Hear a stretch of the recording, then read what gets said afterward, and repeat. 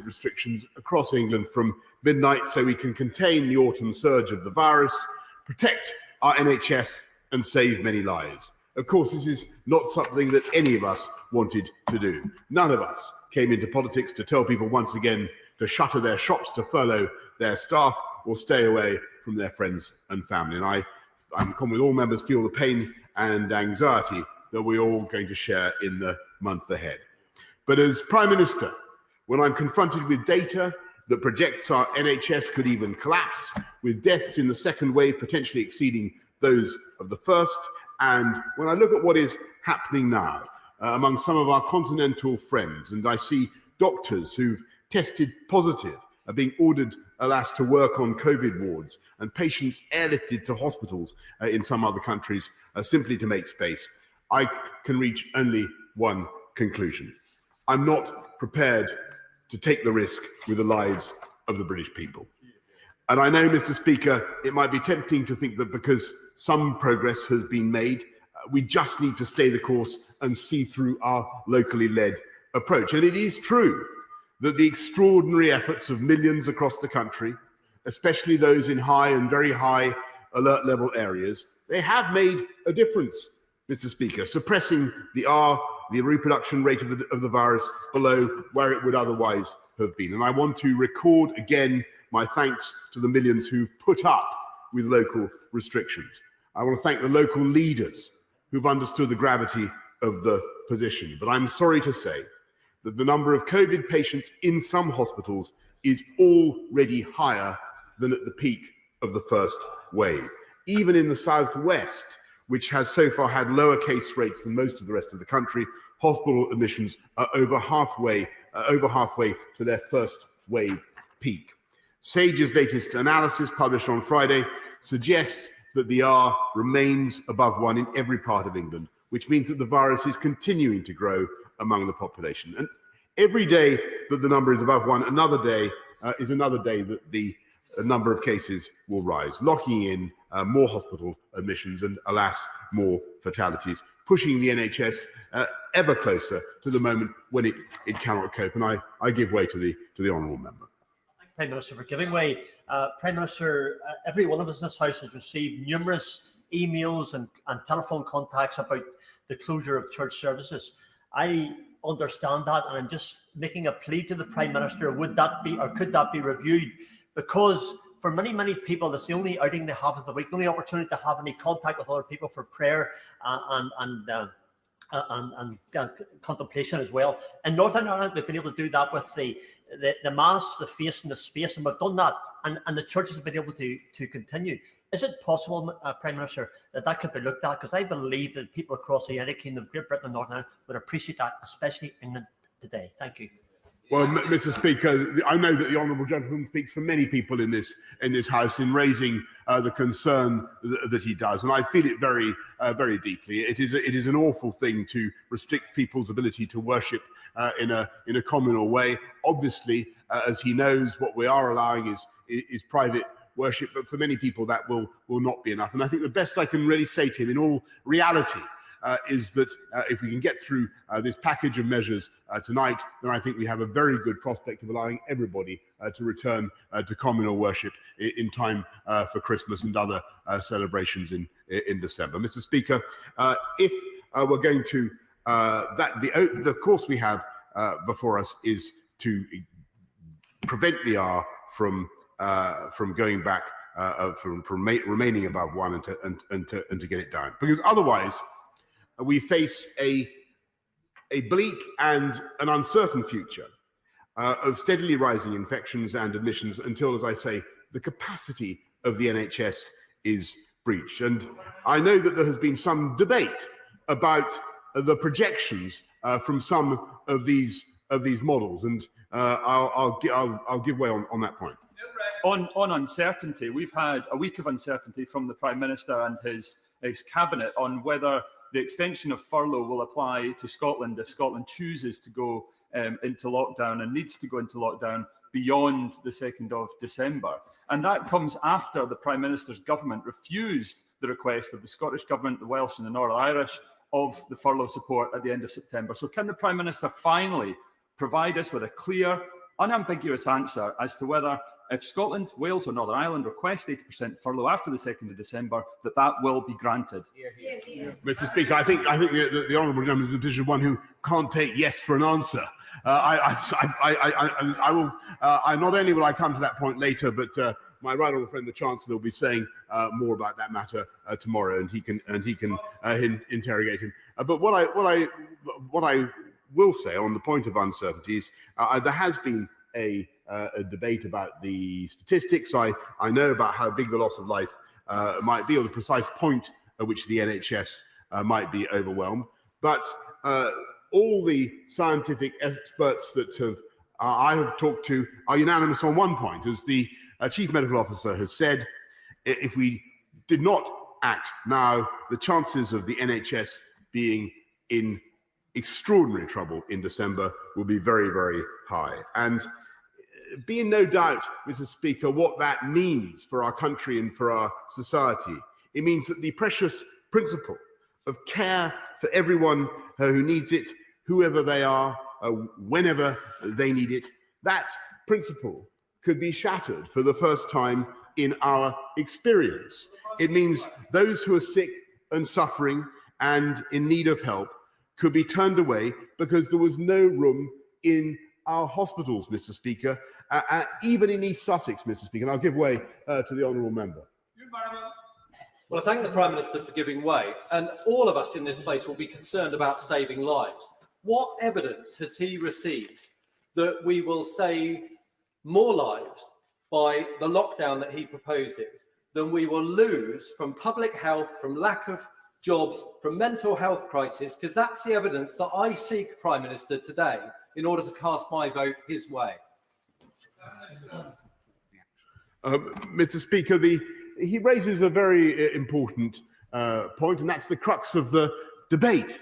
But alas, we as leaders and as politicians have to look at the immediate peril that we face. I don't in any way minimise the risks to mental health, to physical health that come from the measures that we have to apply, and that's of course why we debate and we insist that we explore every other avenue before we go down that route. But we have to look at the real risk of mortality, and mortality on what I think would be a grievous scale that would stem from doing nothing. And to give him a picture of what it would mean those who are sick, who are suffering or in need of help, could be turned away because there was no room in our hospitals in a moment.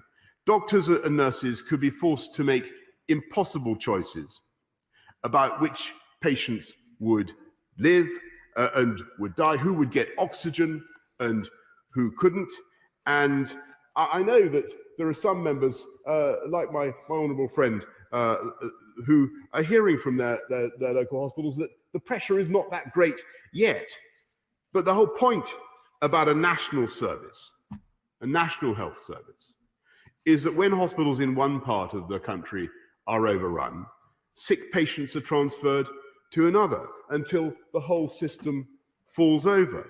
And let me be clear that this existential threat to our NHS comes not from focusing too much on coronavirus, as is sometimes asserted, but from not focusing enough.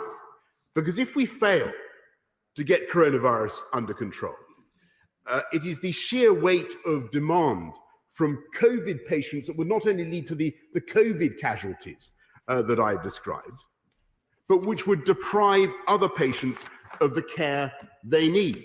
We simply cannot reach the point where our National Health Service is no longer there for everyone. And Mr. Speaker, this fate is not inevitable. We're moving to these national measures here when the rate both of deaths and infections is lower than they were for instance, in France, when President Macron took similar steps. If we act now and act decisively, we can stem the rising waters before our defences are breached, and I'll give way to the member opposite.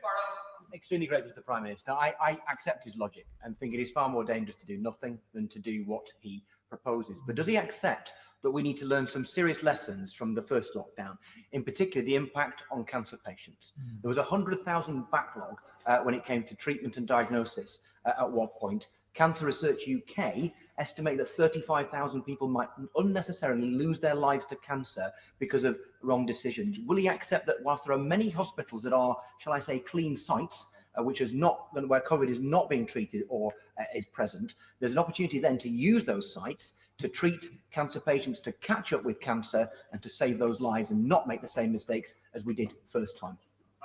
Well, Mr. Speaker, the right honourable gentleman is exactly right, and he's encapsulated the argument that we make. And we've talked to repeatedly, my honourable friend, the Health Secretary, and I have talked repeatedly to Simon Stevens, the NHS, and his teams about making sure that throughout this period we continue to look after cancer patients, those who need decisive care that the NHS can provide. And this approach, these regulations, I do believe are the way that we can do that. Mr. Speaker, I know there are many in this House who are concerned about how long these measures might last, and that if people vote for these regulations today, they could suddenly find that we're trapped with these national measures for months on end. So let me level with the House. Of course, I can't say exactly where the epidemiology will be by the 2nd of December, but what I can say is that the national measures that I hope the House will vote on tonight are time limited. It is not that we choose to stop them, they legally expire. So whatever we do from the 2nd of December will require a fresh mandate and a fresh vote from this House. And as I have made clear, it is my express intent that we should return to a tiered system on a local and a regional basis according to the latest data and trends. Mr. Speaker, the whole House will share my sorrow and regret at the necessity of these measures, which I know is a perspective shared by my right honourable friend. I'm happy to give way to it.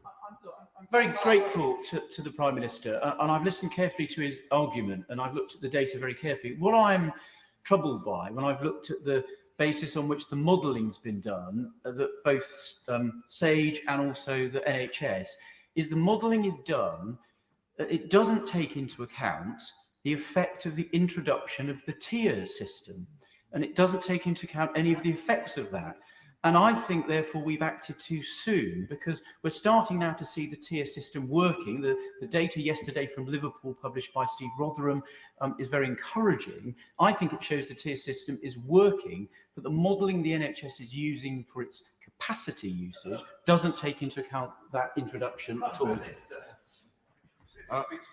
Well, I know, but Mr. Speaker, my right honourable friend makes a very, very important point, and he's expressing a point of view that is shared by many people that I thought. Alas, I believe that he's wrong. The facts don't support it. I've looked at the data, and unfortunately, what we have is hospitalizations mounting very, very steadily, and those are leading indicators, as he knows, of fatalities.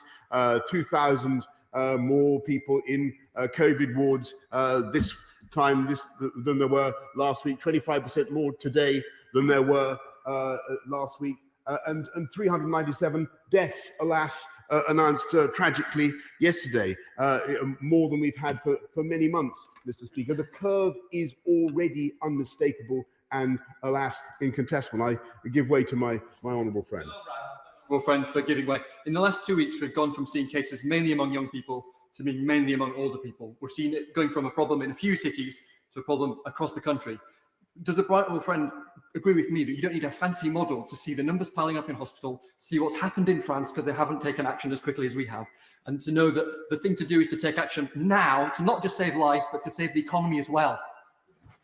Well, the economic dimension of what we're doing is absolutely right, and the argument, as he rightly says, works both ways. But I know how difficult it is, particularly for businesses who'd just got back on their feet, Mr. Speaker, who've done their level best to make themselves COVID secure, installing hand washing stations, plexiglass screens, one-way systems, and as the Chancellor has set out, we will do whatever it takes to support them. We protected almost 10 million jobs with furlough, and we're now extending this scheme throughout November. We've already paid out £13 billion to help support the self-employed, and we're now doubling our support from 40 to 80% of trading profits for the self-employed for this month. We're providing cash grants of up to £3,000 per month for businesses who are closed, worth out over £1 billion a month and benefiting over 600,000 business premises. We're giving funding of £1.1 billion to local authorities in England, further to support businesses and their local economy in the winter months. And I give way with pleasure to the gentleman opposite. The Prime Minister for giving way. He accused us of not being able to take yes for an answer on differentiated furlough for the other nations of the UK earlier. The problem, Prime Minister, is we've not heard a clear, unequivocal yes to the question. So can he sort that now? If Scotland, Wales or Northern Ireland needs to introduce lockdown measures at different times to England, will the Chancellor be there to support us with furlough? Yes or no?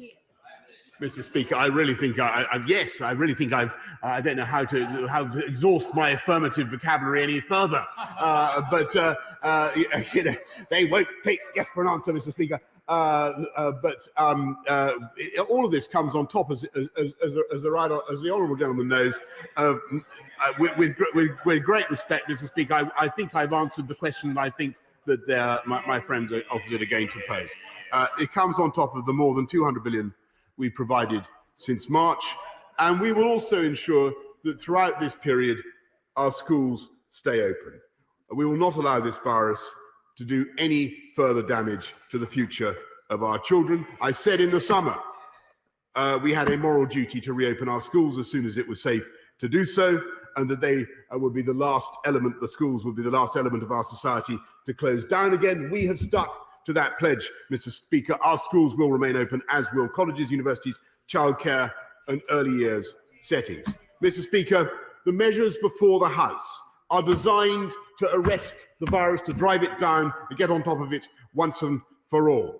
And if we are able to test on a big enough scale to identify the people who are infected, often without symptoms, and who unwittingly, asymptomatically, pass the virus to others, then those people will be helped immediately, this is the key thing, immediately to self-isolate and to break the chains of transmission, reducing the spread of the virus, reducing the numbers of people in hospital, the numbers of people dying.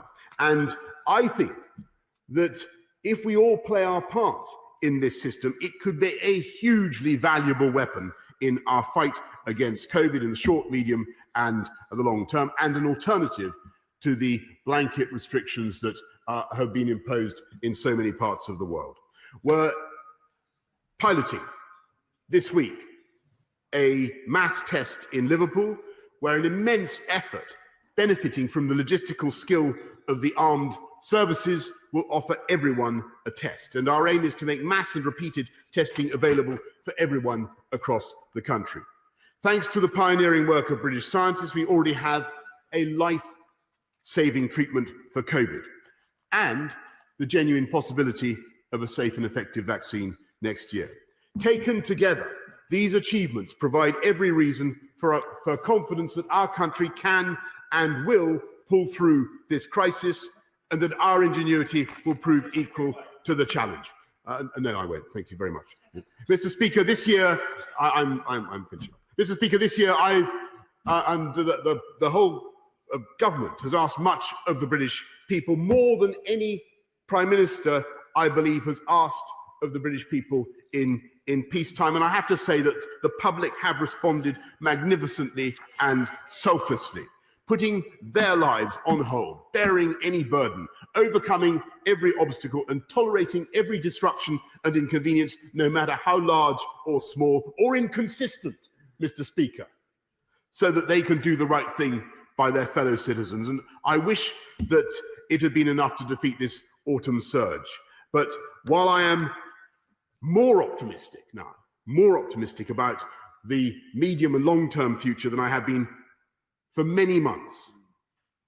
There can be no doubt that the situation before us today is grave and the need for action acute. It is absolutely right for this House to have doubts. Sorry, Prime Minister. Mr. Morrison, we can't read newspapers in the chamber.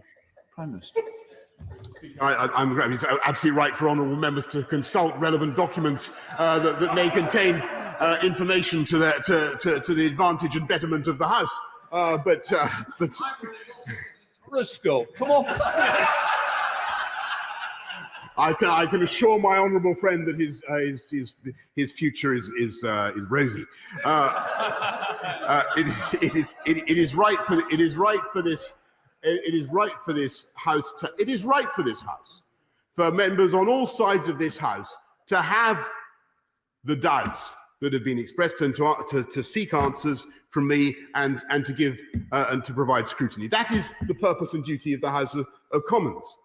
But while it pains me to call for such restrictions on lives, liberty and business, I have no doubt that these restrictions represent the best and safest path for our country, our people and our economy. So now is the time for us to put our differences aside, focus on the next 4 weeks, getting this virus back in its box, Mr. Speaker, and I know that once again our amazing country will respond to adversity by doing what is right, staying at home, protecting the NHS and saving lives. And in that spirit, I commend these regulations to the House. The question is, as on the order paper, I call the Leader of the Opposition. Keir Starmer. Thank you, Mr. Speaker. I know there's a lot of members who want to speak, particularly on the opposite benches, and so I'll keep my remarks brief. Nobody votes for the regulations today with anything other than a heavy heart on both sides. I didn't come into Parliament to restrict people's freedoms, to prevent people meeting their friends and their loved ones, to decide when people can and can't leave their home, or how many people may attend a funeral. I don't want Parliament to be closing businesses, gyms, bars or places of worship. Frankly, I don't want Parliament to be legislating on any of these issues, least of all after the British public have made so many enormous sacrifices already. Parliament probably should have had more time to scrutinise these regulations, to amend them and to consult. There are going to be anomalies and inconsistencies. We can't amend them, and they probably could have been ironed out. I'm very concerned about the impact on businesses who spent thousands of pounds becoming COVID secure, doing everything the government asked, only now to be forced to shut. But while these regulations are not in any way desirable or perfect, they are now necessary because the government's lost control of the virus, and we will support them. The country is at, indeed, we're several weeks past a tipping point in the fight against the virus. On Monday, and we must never forget this, 397 people lost their lives to COVID-19. Over 1,000 patients were on ventilators, and there were over 20,000 positive cases.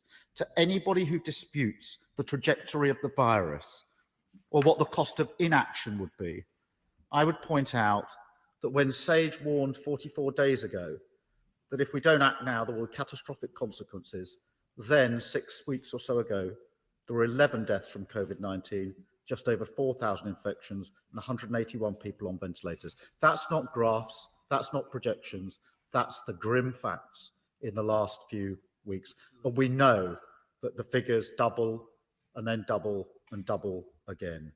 And that direction of travel has been clear for some time. And I'm afraid the reality is that the two pillars of the government strategy, the £12 billion track and trace, the regional restrictions, have been washed away by the second wave.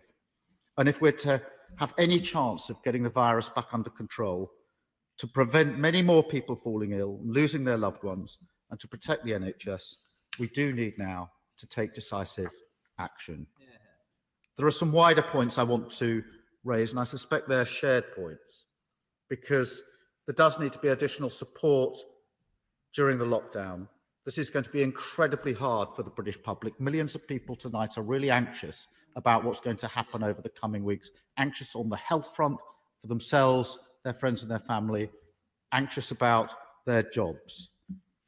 That's why we called some weeks ago for the restrictions to be put in place when there could have been a shorter period, which would have been better on the health front, less lives lost, and better on the economic front. Yeah, absolutely. But more broadly, I was struck by the words of the Chief Executive of Mind earlier this week, who warned that the second lockdown would be likely to be even harder on people's mental health. And we know there's already been a large increase in the demand for mental health services. So there needs to be emergency support in the next few weeks to address this. And I think that's a cross-party issue that we can work on together. I'm also concerned about domestic violence. This was one of the issues from the first lockdown. We saw an appalling rise in domestic violence during that period. Charities like Refuge reported a 50% increase in demands to its helpline, and there was a 300% increase in visits to its website. I passionately believe that we need to do more, much more as a country and a parliament to tackle this. And that must start with a clear, well-resourced plan for addressing domestic abuse during this lockdown and this winter. I want to turn to the question of faith, which has already been raised. These regulations will have a serious impact on faith communities and places of worship. There's real concern across faiths about the lack of consultation. I hope the government can urgently address that, including convening the Places of Worship Task Force. Of course. All the leaders of every single faith community have now written to the government asking for the evidence behind this closure of churches during the next 4 weeks. And the fact is, there is almost certainly no evidence. Will the Right Honourable Gentleman confirm that every faith community, Muslims, Jews, Christians, have really done their best to comply with cleansing in every other way? And will he demand of the government now that these churches, mosques, temples are open just as soon as possible? On the question of whether all faiths have done their level best to comply, I do agree. A huge amount of effort has gone in places of worship and many other places, frankly, to try to defeat the virus. The British public have done a huge amount and serve all the institutions, organisation of faith to try to keep the virus down. But the truth is, it's out of control. I do think the task force needs to be convened so that these issues can be discussed during the next few days and weeks, because this is a very deep issue for many, many people that we understand. I will, of course. Aaron, very important points here. Would you accept that churches and other faith communities, their buildings, whilst the buildings themselves may not be sacred, what goes on within them is, and that we've noticed over the last few months that the importance of verbal cues, of being non-verbal cues, of the fact that people are gathered together allows people to get out to help one another when they are mentally or emotionally struggling. And so the closure of these places, whilst I understand the logic, is potentially hugely damaging to people's mental health and well-being. So would you agree that this needs to be reviewed at the soonest possible opportunity? I do agree it should be reviewed as soon as possible. I think that's probably a shared sentiment across the House. Nobody wants these measures to be put in place. It's a bit like the care homes issue that I raised earlier on. We all know the risk to care homes from the first phase of the pandemic, and we all know the toll that the next few weeks is going to take, not only on those in care homes, but to the families that are desperate to visit those in care homes, which is why I think on a cross-party basis, it may be possible to find a way to have safe visits during the next few weeks. These are very difficult questions. Mr. Speaker, can I also turn to the question of homelessness, which is already a moral emergency in this country? And the lockdown now comes as the weather has turned, the winter is setting in, and sleeping rough is more dangerous than ever. So it's vital that the government restarts the Everybody In programme and reintroduces the evictions ban so that we don't see a further spike in homelessness. That now needs to be done urgently. More broadly than that, the Prime Minister needs to show that he's got a plan beyond the 2nd of December to control the virus and rebuild the economy, and a clear strategy to make sure that we never, ever get into this situation again. The explanatory notes in the regulations show just how vague the plans for the 2nd of December are.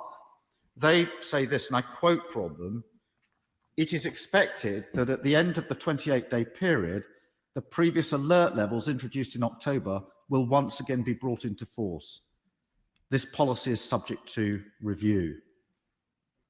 There are millions of people who've been in restrictions for many months who are going to be very worried about that paragraph. If you take Leicester, Leicester's been in restrictions for over 120 days. It's very hard to make the argument to the people of Leicester that the restrictions are working. It's very hard to make the argument to the people of Greater Manchester, who were in the equivalent of Tier 2 restrictions for 6 weeks, that the tiered system is working. Because the public's experience of the tiered system is that if you're in Tier 1 or the equivalent, you end up in Tier 2. And if you've been in Tier 2, sometimes for weeks on end, you drift towards Tier 3. If the tier system worked, Tier 2 areas would go back to Tier 1. They would go back to Tier 1. That would be success. But actually, the vast majority of them, if not all of them, have gone up to Tier 3. So the idea, and the Prime Minister sometimes says a party political issue, it isn't. If the idea at the end of the exercise on the 2nd of December is to go back to the system we're leaving tonight, when that system, certainly in Tier 1 and 2, simply isn't working, is very hard for the public, because they know that's not going to keep them safe. They know that puts further health and economic issues in issue, and they know that means that Christmas isn't going to be what it could be. I will, of course. Talking about my constituency, I would gently point out to him that during the period of the most restrictions in Leicester, the number of cases did come down from 160 to 25 per 100,000. So actually, when you do have tough controls of the kind that we're about to vote to bring in today, it does work. Just to help people, we've got a few that's now intervened a couple of times. You would understand that we do want to get everybody in. If you go down the list, you will appreciate it, I'm sure. So Keir Starmer. Thank you, Mr. Speaker. I've looked at the Leicester figures on a frequent basis. They do go up and down, but Leicester's never come out of the restrictions. It's a point I've been making. It isn't a party political point. The point is, if you're in restrictions and you don't come out, then the restrictions aren't working. If you're in Tier 2 restrictions and you end up in Tier 3, then Tier 2 didn't work. To go back to that system doesn't make any sense. And for heaven's sake, we've got to use the next 4 weeks to come up with something better than that for the 2nd of December. Otherwise, we'll do the usual thing, which is to pretend something's going to happen on the 2nd of December. And then when we get there, find out that what was said would happen won't happen. And I can predict what's going to happen because it's happened so many times in the last 7 months. The Prime Minister says X won't happen, X will happen. It does happen, and we start all over again. And it's not fair to the British public to pretend that that's what's going to happen on the 2nd of December. I will give way. Honourable gentleman, is he not confounding his own logic? Because he spent the past several days berating the government for not introducing a circuit breaker, but at no time did I hear him explain how we were going to leave the circuit break, which it seems to me was the half-term holiday simply rebadged. The lower the rate of infection, the lower the admissions, the more chance there is to get the virus under control. That's why you have to go early. If you want to safeguard the economy, go early. How on earth has it helped the British economy to delay and to go into a lockdown for 4 weeks when on the 21st of September, Sage was saying it could be 2 to 3 weeks? How on earth has it helped the British economy to miss the chance to do lockdown over half term? All members will have seen the data about schools. We all want schools to stay open. How on earth did it make sense to miss half term? Most schools would happily have said, we'll go up early the Thursday before half term, and we'll use Monday, Tuesday, and an inset day. You could have probably got the best part of 2 weeks of schools being closed naturally because of half term and had the lockdown over then. And I don't think there can be anybody in this House who doesn't think that would have been a better period for a circuit break, lockdown, call it what you like. It has not helped the economy to waste 3 weeks. Only then, if at the end of that 3 weeks, the Prime Minister can say, well, there we are, the tiered system's now working, I'm going to stick with it, that would be one thing. But the Prime Minister is now saying, I'm going to do the lockdown. That's failure. That's failure. And the next 4 weeks cannot be wasted. Cannot be wasted. We have got to fix, test, trace, and isolate. The last figures show that in just 1 week, 113,000 contacts were missed by the system. 4 in 10 people who should be contacted are not being contacted under the system. If you're not contacted, you cannot isolate. That's 113,000. It's not just a number. That's 113,000 people walking around our communities when they should have been self-isolating. Hands up if you think that's helped to control the virus. We've been on about the track, trace and isolate system for months. The promises come by the wheelbarrow, the delivery never. Only 20% of people who should be isolating are doing it.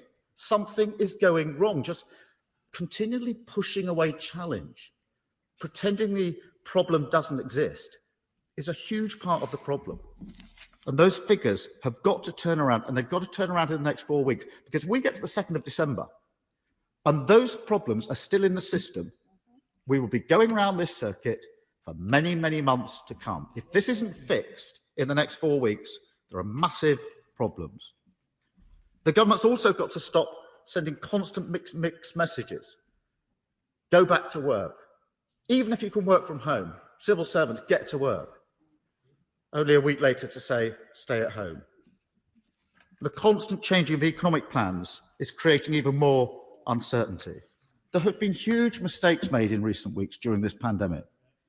We've been told so many times by the Prime Minister, often on a Wednesday afternoon, there's a plan to prevent a second wave, it's working. Well, there wasn't, and it didn't. And now, less than 4 months after the Prime Minister told us that this would all be over by Christmas, we're being asked to approve emergency regulations to shut the country down. That's a terrible thing for the country to go through. But there isn't any excuse for inaction or for allowing the virus to get further out of control. So Labour will act in the national interest, and we will vote for these restrictions, these regulations tonight. Can I say to members, we're going to start with a 4-minute limit, and I start with Theresa May. Thank you, Mr. Speaker. Can I first of all say to my right honourable friend that I don't envy him and the government the decisions that they're having to take and the difficult position that they find themselves in. This pandemic has challenged governments across the world, and ministers have been under relentless pressure in dealing with this issue. But just as ministers are making tough decisions, so are Parliament. And Parliament will make better decisions if it is fully and properly informed. I want to comment on the circuit breaker idea, because I looked at the SAGE paper of the 21st of September, and what was absolutely clear was this was not a 2 to 3 week circuit breaker, full stop, end of story.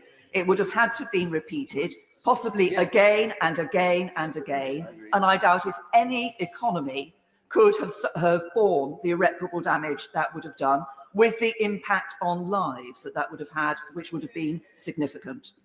Of course, the government introduced the tiered approach, and I would echo the comments made by my right honourable friend, the member for the Forest of Dean, that one of the issues with the tiered approach is that we haven't had a proper analysis of how that has, the impact that has had. The evidence is from Liverpool that cases are falling.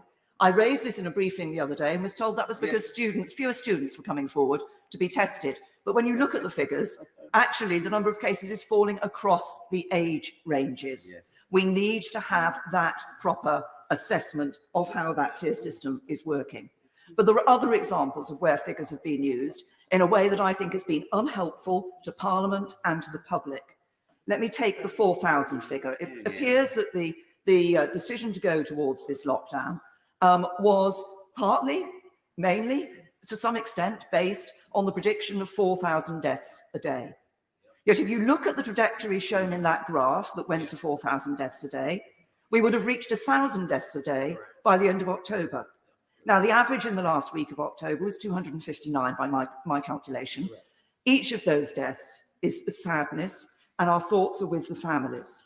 But it is not 1,000 deaths a day. So the prediction was wrong before it was even used. And this leads to a problem for the government, because for many people, it looks as if the figures are chosen to support the policy rather than the policy being based on the figures. So we need these proper analyses. I say that to my right honourable friend.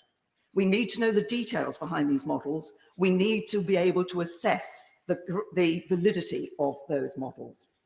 But there's one set of data that has not been available throughout, and that is a lack of data about the costs of the decisions that are being taken. Costs for non-COVID treatment in NHS, non-COVID deaths, domestic abuse, mental health, possibly more suicides, and of course, cost to the economy. Jobs lost, livelihoods shattered, businesses failing, whole sectors damaged. What sort of airline industry are we going to have coming out of this? What sort of hospitality sector? How many small independent shops will be left? The government must have made this analysis. They must have made this assessment. Let us see it and make our own judgments. I just want to make one word about public worship and echo the concerns of others. My concern is that the government today, making it illegal to conduct an act of public worship for the best of intentions, sets a precedent that could be misused for a government in the future with the worst of intentions. And it has unintended consequences. The COVID Secure Remembrance Service in Worcester Cathedral is now going to be turned into a pre-recorded online service. Surely those men and women who gave down their lives for our freedom deserve better than this. The public and Parliament want to support the government to take the right decisions. To do that, we need to have the right figures, the right data, and the proper information. We have now the SNP spokesperson, Patrick Grady. Mr. Speaker, and congratulations on your anniversary. I should say in the SNP, we're not unused to the Prime Minister scuttling out before our spokesperson gets to their feet, but the fact that he couldn't spend 4 minutes to listen to his predecessor, I think, is extremely unfortunate. And like her, I want to acknowledge the personal tragedies and loss of life caused by the pandemic and extend our condolences to everyone who's lost a loved one this year. And I want to be as brief as I can, because none of us want to deny the 48 Tory backbenchers who are lined up on the call list to make their views known to their own government. And perhaps even more, incidentally, would be taking part if the government was allowing members to continue to contribute virtually in this chamber. Asking members to travel to the public, asking members to travel hundreds of miles to Westminster while the public are being asked for home is increasingly untenable, and it puts too many staff at this House at risk. And perhaps it suits the government not to hear from its own backbenchers who are in high-risk categories, constituencies or households. And in any event, Mr. Speaker, if the evil standing orders hadn't been suspended during the pandemic, this motion would be subject to the double majority procedure, which would have the effect of negating any votes cast by MPs from Scotland. So I can confirm that the SNP won't be taking part in any division that arises on this motion, and that probably gives the government some comfort in the lobbies.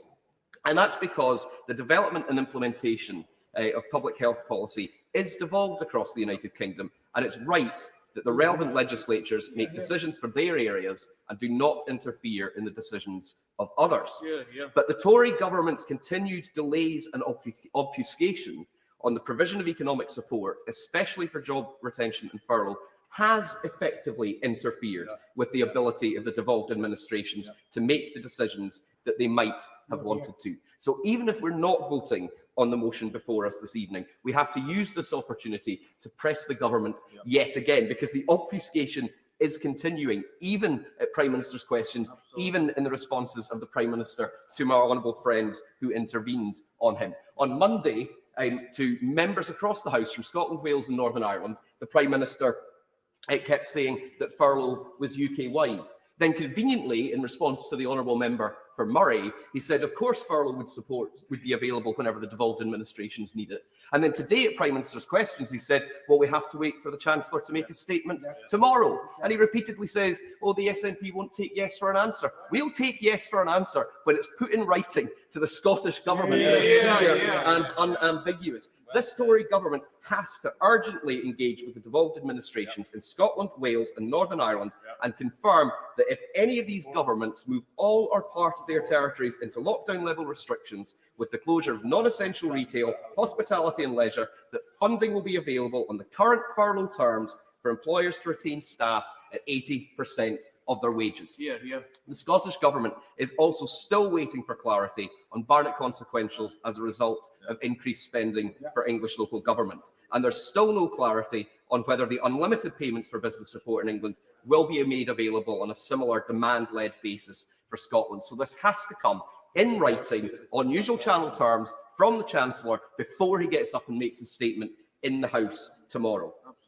As I said to the Prime Minister in the Chamber on Monday, his furlough scheme is in place across the UK until December of this year. The equivalent scheme in Germany is in place until December 2021. That is the kind of certainty that employers and employees alike are crying out for. That is the kind of certainty that businesses need to plan for and adapt to a health and economic crisis that will not go away anytime soon. Which is why the government has to use this time wisely and well. It must use the period of heavier restrictions to work with the devolved administrations to improve test and trace across the United Kingdom, to make sure that capacity and support gets to where it is needed in the 4 health services, and it has to put in place provision to support businesses and the economy in a way that will provide certainty for however long the crisis lasts. Hear, hear. Mr. Speaker, I want to acknowledge, as the First Minister of Scotland has repeatedly done, that lockdown is tough. There are hard times behind us and there are hard times ahead, and all of us in the SNP want to say thank you. Thank you to our amazing NHS and social care workers, to others on the front line. Thank you to the business owners that are being forced to close, to their employers, their employees, who are making huge sacrifices, to the excluded, who've had no support whatsoever from this government and are still holding their heads high. The rules that are being enforced in England today and the restrictions that are in place elsewhere in the UK are difficult, but they are necessary. They help us to protect ourselves, they undoubtedly help us to protect our loved ones and those around us, and they help wider communities. They definitely help to protect our NHS, and ultimately they help to save lives. So we thank everyone making sacrifices to follow these restrictions, and together we will get through this. Nice one. Mr. Speaker, can I say that I agree with what the Honourable from Glasgow North was saying in giving thanks and in recognising the sacrifice that many have made in their lives, in their work and in their relationships. Where the Leader of the Opposition and the Prime Minister agree on these regulations, I shall agree as well. Were it possible to put down amendments, I would have done. I've been to 3 church services recently. One was for a funeral, one was morning service on Sunday, and the other was the monthly communion in St Margaret's, where I'm the parliamentary warden. All of those were COVID safe. I believe that if we have to come back to this again, government ought to be able to find a way with the faith leaders, the Jews, the Muslims, the Christians and other faith groups, as to how they can provide at least a body of people together with the celebrant, and others may then participate remotely. If I can also say that for 34 years, Pamela Carrington, who's looked after successive rectors of St Margaret's, Westminster, is retiring. I paid tribute to her this morning, and I hope it may be possible that in future, Mr. Speaker, we could ask you to make a presentation to Pamela Carrington in recognition of all the support she's given to members of Parliament, and we can thank you for letting us use your dining room in normal times for our monthly breakfast too. For these regulations, there's a provision for the centenary of the Tomb of the Unknown Warrior in Westminster Abbey. I'm glad that's been built in, and that was thoughtful. And perhaps as a result of the work of Coxswain Ian Mackenzie in my constituency, who raised the question of the Submariners Association Memorial on the embankment, that the provision for remembrance attendance appropriately and safely is in these regulations. I give support to that. I want to come to the points where I believe we've not got it right. I do believe that 2 people playing tennis separated by a net can do so safely, and safely as they can if they went for a walk. I think the golf restrictions are unnecessary. There's obviously a responsibility on the club or the provision of the premises, but I think that should be possible. If I can go for a walk with a dog, or take a walk with a cat, or fly after my parrot, I haven't got any of those, I think I ought to be able to go around with golf clubs as well. And there are interesting questions as to whether swimming, as long as you don't have infection risks in changing rooms, can be safe. In fact, basically, all these separated sports, I think, should be allowed. The more intimate ones, like wrestling, I can see the problem with, and other recreations of that kind. But I believe that we ought to be able to make provision for people to get exercise, doing the kinds of things that they... I give way. A wrestler? Wrestling, but on physical activity, I'm very grateful for giving way. I've just heard from councillors in my constituency that under the restrictions, a skate park for young people has got to be closed. how can this be sensible when young people need something to do, when actually it'll just end up being damaged while it's closed, while they're trying to break into it? They can socially distance and have physical activity, which is also good for their mental health. I hope that the Secretary of State for Health will pass that on to relevant people and see if they can make provision and give guidance. Obviously, there are going to be boundary problems. Going from one side of saying yes to one side saying no ought to have a space in between where, under conditions, it's possible. We all have to accept responsibility of contributing to the reduced social contact, the reduced chance of risk. But I think that if we do those things, we can learn from what we've done in the past, we can do it better in the future. And I hope that this, in effect, month of restrictions has the effect that we all want it to achieve. I want to finish by saying that we aren't just looking at these regulations.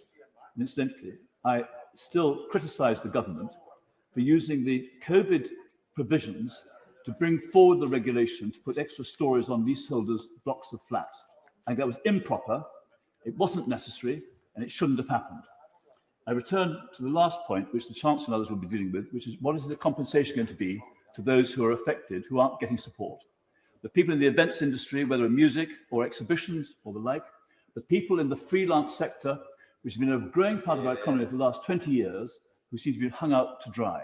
And for those who have started new businesses, because we know that 4 out of 5 new businesses don't last, those who've started new businesses in the last year or so seem to be excluded. I believe we have a duty to do more for those people. The excluded should be included. Graham Stringer. Thank you, Madam Deputy Speaker. I will not be supporting the government in these regulations in the lobby later on this afternoon for 2 reasons. Well, there are 2 reasons for a lockdown. One is to save lives, and the other one is to buy time to improve the situation.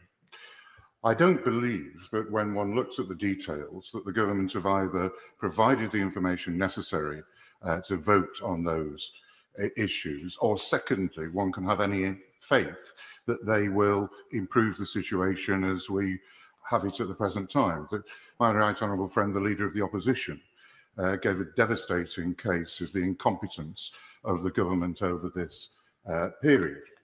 If we look at saving lives, the problem is, Madam Deputy Speaker, we have had exaggerated claims, both by the government and some of the scientific advisors, about the consequences of not having a lockdown. And undoubtedly, people are dying of this dreadful disease. But we have not been given the other side of the equation. We have not been told how many people will die of cancer and various other treatments. We've not been told how many people are likely to commit suicide. In order for us to take a decision in the round, we need both of those figures. We need the figures for the economic catastrophe that is happening in my constituency and other parts of the country because of the lockdown and the long-term consequences on jobs for the people that we all represent. So that's one side. We simply don't have the information about that. In terms of improving the situation, we have a national test and trace system that doesn't work. And it doesn't work because the government doesn't want it to work. It doesn't work because it is fundamentally flawed. If you have a system where contracts are given out to private companies beforehand, and they need to be nimble on their feet and act quickly in order to respond to a particular outbreak, often the contracts can't respond to that. There was a case in the centre of Manchester where the central test and trace system walked off site because the contract said they didn't have to work after 10 o'clock. Simply, the central system won't work. They can't pass the information on within time. The responses are getting back to people who can do something about it in over 3 days. I talked to the North West Regional Health people earlier this week, and they said their time for returning the information was over 3 days, where if people are going to infect other people, then the time has gone. It doesn't work because it's centralised. The history of public health in this country is of decentralisation, where local people can go, find out where there is a problem, whether it's in a school, a factory, a street, and do something about it, test and get people to isolate. The central system won't work. If I believe the government were going to improve it over that period, then I might be tempted to vote for these regulations, but they are not. The government have failed to give us information, not just on the economy and on the other side of the equation, the damage caused to people's health. They have failed to give us the information on what is happening in the health service. So I cannot join them in the lobby this evening. Sir Ian Duncan-Smith. Deputy Speaker, I rise in sadness really today because I simply have to say to the government I cannot support them tonight. And I just want to make the reasons why that is the case. I want to say to my honourable friend, right honourable friends, he knows I supported him enormously in every task that he's had, and I stand behind him on most of these charges. It's difficult. The government faces the most terrible compromises and consequences, and I feel obviously for them, and I want them to succeed. But I do feel that today we are taking arguably the second largest decision that any government has taken since the Second World War. The first one was back in March. The second one is now, and that is to lock down an economy which plunges individuals and people, businesses, into a terrible state of lost jobs. And we're doing it on the basis of SAGE's advice on the Friday and Saturday, well, the Friday night, I say, before it was leaked for Saturday. I want to say I thought the leak is appalling. That whoever did it should be sacked, strung up to dry, come here to apologise, grovelled out the door on hands and knees, and beaten on the way out, frankly. Because, to be honest with you, this is appalling, what they have done. It's appalling because what they did was bounce the government. And they bounced the government because I'd like to think that the government would have then spent its time investigating the data that was being presented to them that has now subsequently unravelled in the last few days. I would have loved the government to have looked at this carefully and understood that, for example, when SAGE start talking about 4,000 deaths to be reached by December, it's now quite clear that even Professor Whitty has said yesterday, I think all of us would say that the rates would probably be lower than the top peak. I think there's been some rather overblown rhetoric on this. Well, it was their overblown rhetoric, in case he missed the point. And the reality about this is that that figure has turned out to be incorrect. Professor Tim Spector of King's College London has said that the rate now is at 1, he believes, falling after some plateauing. And there is good evidence that across the board, the tier system is beginning to work. And I simply say to my right honourable friend, and I'm sorry, by the way, that our right honourable friend, the Prime Minister, wasn't able to stay for our honourable friend, the member for Maidenhead, but he must have been busy. But my point is that she was making the point that I want to make now, which is many of these tests, which my honourable friend had said previously, have been looked at before the tier system has a chance to bite. I thought that what the Prime Minister did back in October when he chose to go for a tier system was brave. It was brave because SAGE was arguing for a circuit breaker. By the way, I hate circuit breaker. It's a euphemism that is appalling. It's not a circuit breaker, it's a business breaker. And as the Prime Minister himself said, it's a very, very big decision. And it's a decision that damages lives. And the people that will be damaged by this will be the poorest in society. They will be damaged because they lose their jobs. The loss of a job is not just an income problem. It's self-respect.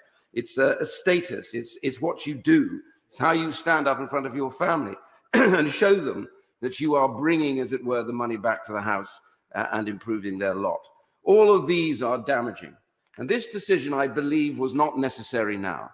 I believe the government can use the circuit, the tier system, to make sure that we do press down on it. And the evidence from all those areas that we have looked at, Liverpool in the northwest, is that we are beginning to see this come down. Further pressure on this, I believe, would work. All the data now that is unraveling, I'm afraid, is unraveling on the basis that now we move to a full lockdown. The damage on the economy is enormous. Can I simply ask my honourable friend this as I close? Can we now please have that economic impact assessment urgently to show what the damage will be to our economy, the livelihoods, the lives, and the people's well-being and mental status. But I will oppose it tonight. Thank you, Madam Deputy Speaker. I want to set out some concerns I have about these regulations, primarily because I believe the economic pain on my constituency will be inflicted on my constituency and the hardship on my constituents. The unintended health consequences of the first lockdown, the government's lack of a plan to deal with the backlog, and then the government's failure of testing, not least because it decided to hand it to the private sector. I'm going to have to remind the House, Madam Deputy Speaker, of the Prime Minister's quote in his response to my right honourable friend, the member for Holborn and St Pancras, when he said on the 20th of May, we will have a test, track and trace operation that we will beating. And yes, it will be in place by the 1st of June. The government has introduced 4 changes to the local restrictions for September before the tiered restrictions were introduced and passed in this House on the 13th of September. And don't forget, they were supposed to be reviewed next week on the 11th of November. It did not allow enough time to assess if they were working. It appears they might have been, because we've seen notable improvements in the rate of infection in Merseyside and Halton. I spoke to my hospitals on a regular basis, and I know they're under a great deal of pressure, and I know what a fantastic job everybody who works there is doing. And I continue to keep an eye on that.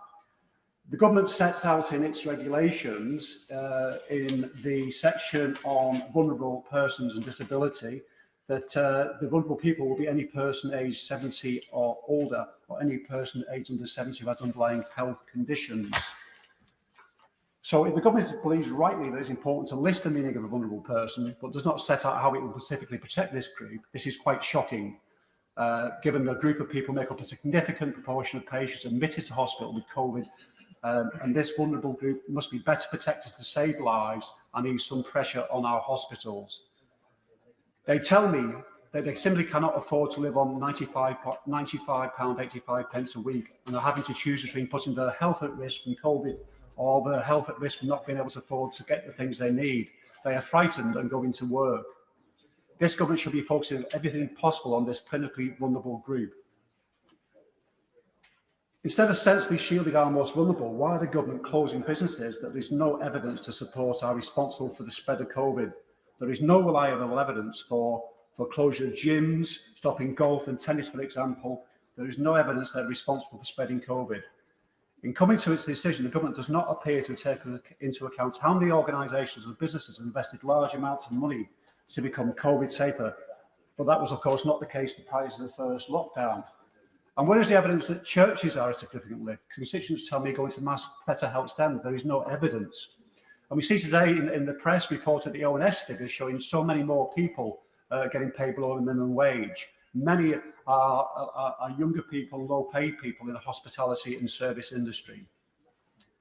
Now, the government, I wrote to the Secretary of State for Health 3 times from April this year to ask him to put Hull forward as an ideal place for mass testing. My request has been ignored. He now talks about paper during the Prime Minister's contribution. He's quite right. However, I wasn't, in my defence, reading my horoscope, even if the Prime Minister very clearly, very kindly did. I wonder, though, in mitigation, whether I could bring to your attention the headline that I was reading in the Metro this morning, which says vaccine on the front line in a month. And just imagine my excitement at reading that. I hope the Metro is correct, but I would gently point out to the front bench that in the event that it is not correct, in the event that we don't get a game changer soon, we are seriously going to have to think about a plan B. And in the few minutes available to me, Madam Deputy Speaker, I shall explain why I think that is the case. Irrespective of the Prime Minister's kind remarks about my future career prospects, I will be supporting the government this evening. I can't think of a single issue since 2003 that has occupied me quite as much as this, and I've agonised over my choice. I'm going to support the government really because it hinges on one thing for me, and that is that schools are remaining open, something I've discussed with the Secretary of State. In the light of evidence produced by Ackland et al. In Edinburgh, it seems to me it would be foolhardy to close down schools based around deaths to do with COVID, but also the consequentials of such an extraordinary move. It's the right decision to keep them open. It's the right decision to prioritise schools, and it is for that reason that I will be supporting the government this evening.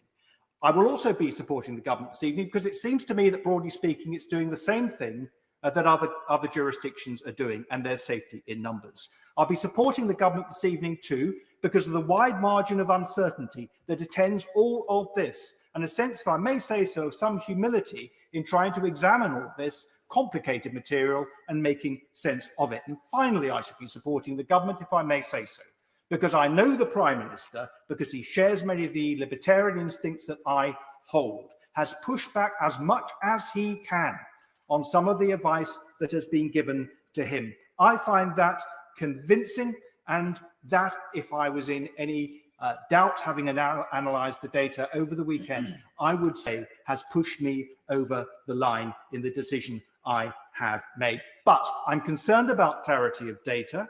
I'm concerned about the logistics change for the vaccine that the Metro hopes very much will be with us within a month. And the Secretary of State knows I'm concerned because I have some granular evidence from my own constituency that, in fact, those organisations that can provide the wherewithal to guarantee that cold chain necessary for the distribution of the vaccine has not yet been tapped into. And I cite particularly the company Polar in my constituency in that respect, which is a leader in this particular technology and has yet to be contacted. I'm concerned about lack of Plan B.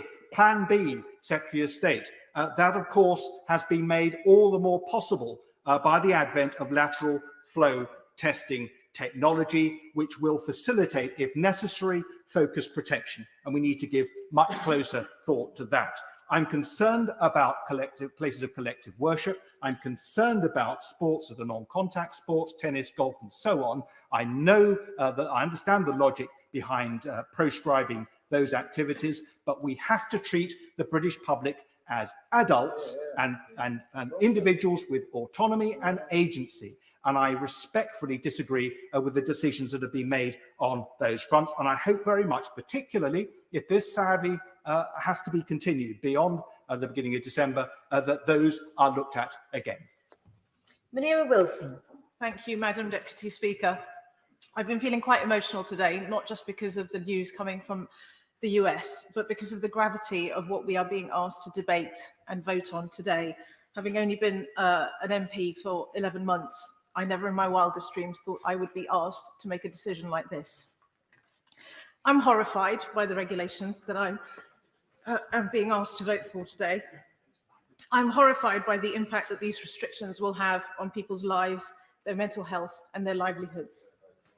I'm horrified by the upward trajectory that we're seeing in infection and hospitalization rates and the bleak projections that so many experts have presented to us. And I'm horrified that we're even being put in this position in the first place by a government that I feel has dithered and delayed when we might have had a second shorter lockdown sooner while schools were closed for half term to try and get the virus under control. I'm horrified that despite the warnings from the Academy of Medical Sciences that I put to the Secretary of State back in July to address the test and trace system, these warnings were not acted on. And that alongside all these draconian and damaging measures that we are being asked to support today, and indeed which I and my Liberal Democrat colleagues feel we have absolutely no option but to vote through, there is not a shred of evidence that the government is going to use this lockdown time wisely to address the deficiencies in the main weapon that we have until a vaccine comes along, which is to test, trace and isolate every case to keep people safe and to keep our economy going. We hear a lot about testing, but nothing on boosting contact tracing rates by allowing local authorities to lead the tracing as they have so effectively proved they can do, and properly supporting in both practical and financial ways those who need to self-isolate. Even the Prime Minister has finally acknowledged that the sub 20% isolation rates are a major problem. Whilst I and others on this side of the House have been making the case for these measures for some time, I'm pleased that finally Conservative members, not least the former Health Secretary and the Chair of the Select Committee, is now also making the case. So I say to the Secretary of State, if he will not listen to me and those on this side of the House, please listen to him, and for the sake of our country, for people's lives, their well-being and their jobs, Please listen and act wisely during these next 4 weeks. There is no shame in changing course and learning from other countries. Finally, on evidence and data, I and my Liberal Democrat colleagues have said repeatedly since the start of the pandemic that sharing the data, the evidence and the government's workings are essential to public trust and compliance when such draconian measures are being put in place. And so I wholeheartedly endorse the comments by the former Prime Minister. I say to the government, publish the impact assessment, show us the scale of the trade-offs that are being made in terms of physical and mental health, jobs lost and damage to the economy. This is not an election campaign. Both sides of the argument must be shared openly and the evidence shared transparently so that members here, and most importantly, the public, can look at the evidence and trust that we are collectively doing the right thing in the nation's interests. And in the few seconds left available to me, I would just also add my support to comments that have been made on both sides of the House about looking again at the regulations around collective acts of worship, publishing the evidence to show whether they are actually a source of infections and outbreaks, and on looking at the non-contact sports, particularly for adults, but also outdoor activities for children and young people. This is critical to people's mental health and their physical well-being. Mary Robinson. Thank you, Madam Deputy Speaker. For months now, for weeks and months, businesses across Greater Manchester and our communities have been subject to restrictions in order to reduce the rate of transmission of coronavirus and enable us to once more get to the position where we can live our lives normally. Towns and cities across the north have been particularly hard hit, and so we must deal with this virus and aim to be in a position at the end of the year where people can spend time with their loved ones again and businesses can have certainty for the future. The effect of the restrictions so far have been hugely difficult for businesses and caused immense strain. But many have been innovative, like Ryan in Cheadle, who transformed his cafe into a greengrocer's to meet local demand. And they've also been willing to start up. This shows how businesses really want to get going, like Inventory in Cheadle-Hulme, a new bar already with rave reviews. And with government assistance, they have kept going, but they are truly worried about the effect that a further month-long lockdown will cause them. However, you will have heard, I know the government has heard the urgings of businesses and people who work in the leisure and hospitality sector and the support that is needed to keep them open. And I welcome the financial measures announced and applaud the measures that these businesses have taken to minimise transmission and operate in a secure, COVID-secure way. However, this is the debate where we're called to balance our economy and our communities and the lives of our constituents. And I believe it will be hard, therefore, for anyone to claim to be unequivocally right in their view or decision. Back in March, we spoke of the pressure on the NHS as the virus raged throughout the continent and reached a critical point here. The NHS remains at the forefront of my mind, as does the health, the lives of my constituents in Cheadle. My local hospital, Stepping Hill, is not yet receiving the numbers of COVID patients in comparison to the peak earlier this year, but it is close. At the height of the first wave, there were 130 coronavirus patients admitted. It's now just 7 less than that at 123.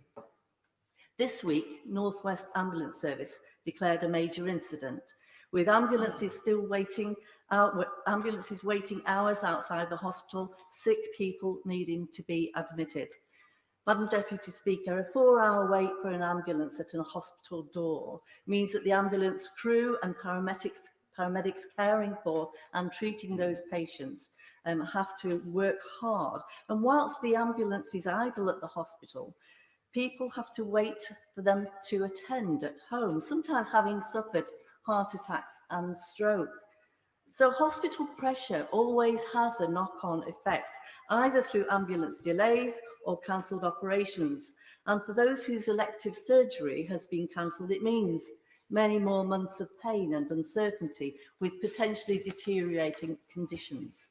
It's essential that we do not let the pressures increase as we enter this difficult winter season. Whatever the decisions we make, there are growing concerns about mental health. For people who have set up their businesses, put their life savings into them, workers who are concerned about their futures, people who are facing and fearful of loneliness, who are missing the socialising with their friends, who cannot go to church and receive the solace and the spirit that they need there, I would ask for this to be considered. I would also ask that a post-COVID mental health strategy be put into place, so that after all of this is through, in the new year, when hopefully we are in a better position, people know that the charities such as Mind, such as the Samaritans and local authorities have got the funding and the packages there to support them, and we must do so too. 12 withdrawn, so Philip Davis. We were told, Madam Deputy Speaker, that the reason for the first national lockdown was to give time to build capacity in the NHS, presumably so we wouldn't need any further lockdowns. So what has the Secretary of State been doing? Why has he failed in this task? Well, we know what he's been doing. Instead of building that capacity and sorting out test and trace properly, he has been spending far too much of his time seemingly relishing the power of seeking to micromanage every aspect of everybody's lives. It's perfectly clear that lockdowns don't even work. They don't save lives, they merely spread them out over a longer period of time.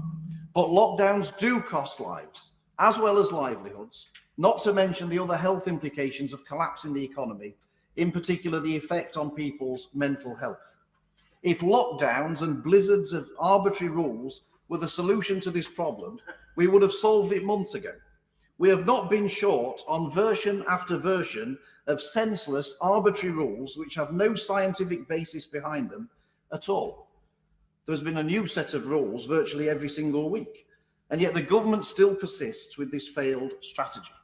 People are not stupid. They can see that the rules do not make any sense, and that is why they, like me, no longer have any faith in the people at the Department of Health and Public Health England who are making these decisions. I asked the Prime Minister earlier this week how many collapsed businesses and how many job losses he and his government believe are a price worth paying for pursuing this strategy. I don't think I got an answer. So perhaps the Secretary of State can answer that question today. How many job losses would it take before the Secretary of State accepted that we needed a different strategy? How many jobs is he prepared to sacrifice to keep on with this policy of lockdowns and arbitrary restrictions? 2 million? 4 million? 6 million? People would like to know how many house repossessions is he prepared to see to keep doing this same strategy? And that gets down to the nub of this, Madam Deputy Speaker. Those people, like the Secretary of State, like the people at Public Health England, they're not offering to sacrifice their own jobs to pursue this strategy. Nobody voting for this motion tonight is offering to sacrifice their own job in order to pursue this lockdown policy. Of course not. They're just expecting millions of others in our country to sacrifice their jobs to pursue this policy. Nobody voting for this motion tonight is offering to give up 20% of their salary or forego all of their income completely, as so many in our country are being expected to do.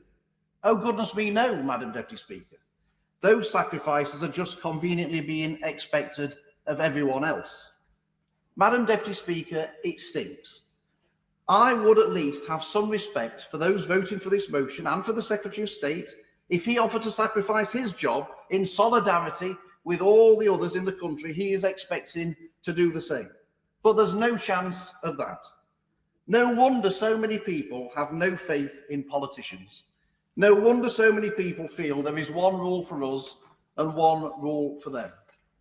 I never thought, Madam Deputy Speaker, I would see the day a so-called Conservative minister would stand up and urge Parliament to further sacrifice our most basic of freedoms, collapse the economy and destroy jobs, all to pursue a failed strategy. As a Conservative, Madam Deputy Speaker, whatever the problem, collapsing the economy and destroying people's jobs and livelihoods can never be the right solution. Ian Byrne. Thank you, Madam Deputy Speaker.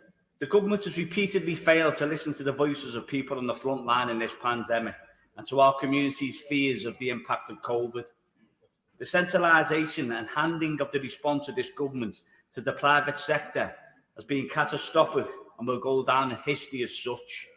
My fear, once again, is can a government ideologically hell-bent on using the pandemic as a testing bed for the promotion of the private sector over public services listen and learn from its failings on the eve of another national lockdown?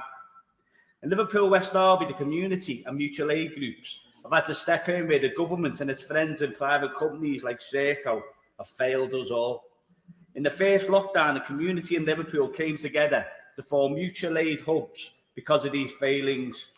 We distributed 48,000 visors, 37,000 masks, thousands of aprons and scrubs to frontline workers who've been left without PPE by the government. Fan supporting food banks and North Liverpool food banks distributed thousands of food parcels to families and people in our community, often shielding, who've been left without adequate financial support by the government. In Liverpool, it was evident back in September that the pressure on hospitals was increasing due to the steep rise in COVID-19 cases. Liverpool's mayor, and following that, the leader of the opposition, called for a circuit breaker lockdown, which would have been timed alongside the school holidays. This would have relieved pressure on our health and social care services, and it would have saved lives, but tragically, it fell on deaf ears once again.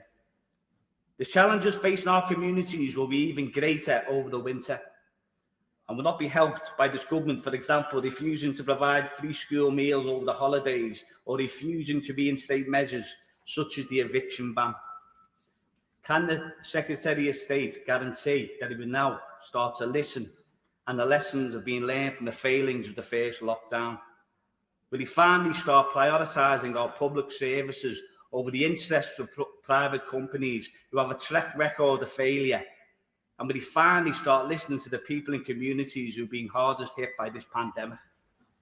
Sir Graham Brady. Thank you, Madam Deputy Speaker. We are being asked today to take away the fundamental freedoms of nearly 68 million people in this country. And I would like, first of all, to thank Mr. Speaker for his strenuous efforts successfully in persuading the government that we should have 3 hours debate on this, not 90 minutes. But can I just say that 3 hours debate on such a massive intervention taking away liberty shows how little we value the liberty of our constituents. It isn't good enough. It should have been at least a day of debate before we took such extreme action. I have to give up.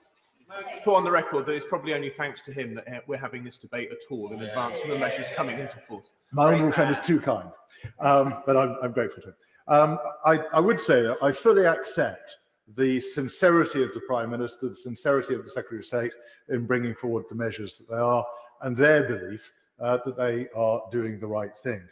Nonetheless, I have to say that in over 23 years as a member of this House, when I vote against this motion tonight, I will do so with greater conviction than I have in casting any vote in those 23 years. Other members have commented on the paucity of information and proper data presented to the House, the fact that we have been asking for the proper impact assessment that gives both sides of the account. That's not only important for us in this House to be able to make a balanced judgment, crucially, it should be there. It should be the basis on which the government had made its judgment. So why it is not possible to publish that impact assessment, I think should be deeply troubling for all of us. I want to say a word, Madam Deputy Speaker, about a particular sector which is very important for my constituency, the aviation sector, which, after being decimated by the first lockdown and by an absurdly long period of quarantine without airport testing introduced to reduce that quarantine, it has been decimated over a period of several months. Just as they were looking forward to the introduction in the next few weeks of an airport testing regime, instead, for the second time this year, the sector has been effectively closed by the government. Businesses like supermarkets have enjoyed record profits, but also have enjoyed rates relief during this period. Airports and airlines have been reduced to zero revenue again. and it is essential that they are given proper support, or they simply won't be there when we come through this crisis, and are looking to them to resume a very successful British industry over the years. But I want in my last 2 minutes, Madam Deputy Speaker, to raise a more fundamental question, because I want to ask whether some of these measures that the government is taking, whether the government actually has any right to take those measures. Because the thing that troubles me most is that the government is reaching too far into the private and family lives of our constituents. I think there is an unintended, perhaps, but an arrogance in assuming that government has the right to do so, that it has the right to tell people whether they can visit their elderly parents in a care home, whether it has the right to tell parents they can't see their children or their grandchildren, whether it has any right, for heaven's sake, to tell consenting adults with whom they are allowed to sleep. Does it have the right to ban acts of collective worship? And I'm glad that at this point, the churches are standing up against this and are objecting, because earlier in the year, I thought they possibly went a little too quietly. And any right, for heaven's sake, to ban golf or tennis without giving any reason whatsoever. When the Prime Minister was challenged on this on Monday, he simply said, well, if you start to give exemptions, the whole thing will unravel. We cannot vote for measures on that flimsy basis. We cannot ask people to follow rules which patently make no sense and expect them to have respect for what is being done. So I have a fundamental problem with much of what we're being asked to do here, as well as the economic impact, the human toll which this will have. And I can't be the only member, I'll close with this thought, I can't be the only member of this House who has sat in a constituency surgery with a constituent in tears as they have said that they can't see a vulnerable elderly parent with dementia in a care home. We mustn't do it. Judith Cummins. Thank you, Madam Deputy Speaker. Given the near crisis point in the capacity and the ability of the NHS to cope with rising cases and hospital admissions across the country, I believe that action is necessary. I am, however, at a loss as to why the government has acted so late. This has led to more cases and ultimately more deaths, and means that we now need a longer lockdown, which will have a huge human and economic cost. For weeks, we have seen the evidence pointing to a growing second wave of the virus, not just in areas like Bradford, which has been subject to restrictions for months, but right across the country. I know these are difficult decisions for the government to make, but weeks ago, the Leader of the Opposition called for a circuit breaker lockdown, in line with sage advice, which the government then chose not to just ignore, but to also ridicule. Had it been enacted then, this short lockdown, coinciding with half-term, could have put a brake on the virus at a critical moment. Some of the pain and hardship that we are now facing would have been spared. Now we are facing a potentially open-ended lockdown, with ministers unable to confirm when this will end.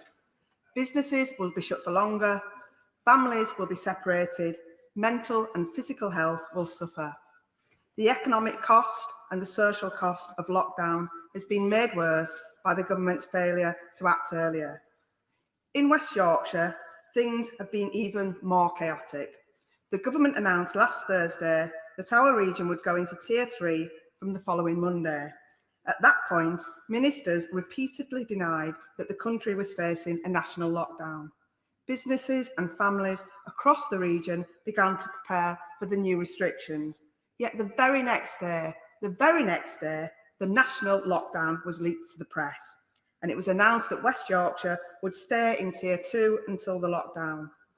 Over recent weeks, the government has treated the people of the North with utter contempt, and this is just the latest example of a long and sorry saga. The government must commit to honouring the financial commitment they made to the people and businesses of West Yorkshire when the Tier 3 agreement was made. Now, turning to a couple of very specific points. The government needs to plan and deal with social isolation and loneliness. in particular amongst older people and those with caring responsibilities. So many of my constituents across many faiths have asked me to tell the government and the Prime Minister that collective acts of worship are essential and should not be made illegal by any government. They are an essential part of their faith and an essential part of their lives, and I ask the government to reconsider the ban on collective worship. And the government should also look at how gyms and other sports facilities can be reopened safely. Again, this is essential for maintaining mental and physical health through these long and difficult winter months. Finally, Mr. Speaker, Madam Deputy Speaker, the government needs a plan for getting out of this lockdown and dealing with the economic consequences. The lack of an impact assessment for these regulations and the subsequent cost to jobs and businesses is simply neglectful, because areas like Bradford will suffer the most if at the end of the lockdown we return to a new set of local restrictions where many businesses will just simply not survive. There needs to be an absolute focus in government on saving and creating jobs, because without this, the consequences for my constituents will be devastating. So I say to the government, do not waste this time, use it to get a grip on the virus and begin planning for our economic recovery. A failure to do so will lead to a prolonging of the lockdown and all the human, social and economic harm that that brings. Thank you. Sir Charles Walker. Madam Deputy Speaker, it is lovely to see you in the chair. Madam Deputy Speaker, our freedoms are like the air we breathe. They're fundamental to us as a nation and to who we are as its people. Yet once again, we stand on the threshold of using the rule of law to undermine the rule of law, the foundations of which have been laid over centuries. And can I say this, Madam Deputy Speaker? We are not asking our constituents to do anything we have never asked. We have coerced them. We have coerced them through criminal and civil law. Let us not use that word ask, because it is not an accurate description of what we have done. We have criminalized freedom of association, the freedom to go about one's business, the freedom to travel, and the freedom to protest, the freedom to protest. That is the oxygen of democracy. And Madam Deputy Speaker, this hurts my head and it hurts my heart. And dismissing these sincerely held concerns as wanting to let the virus rip is both deeply ungenerous and deeply, deeply unkind.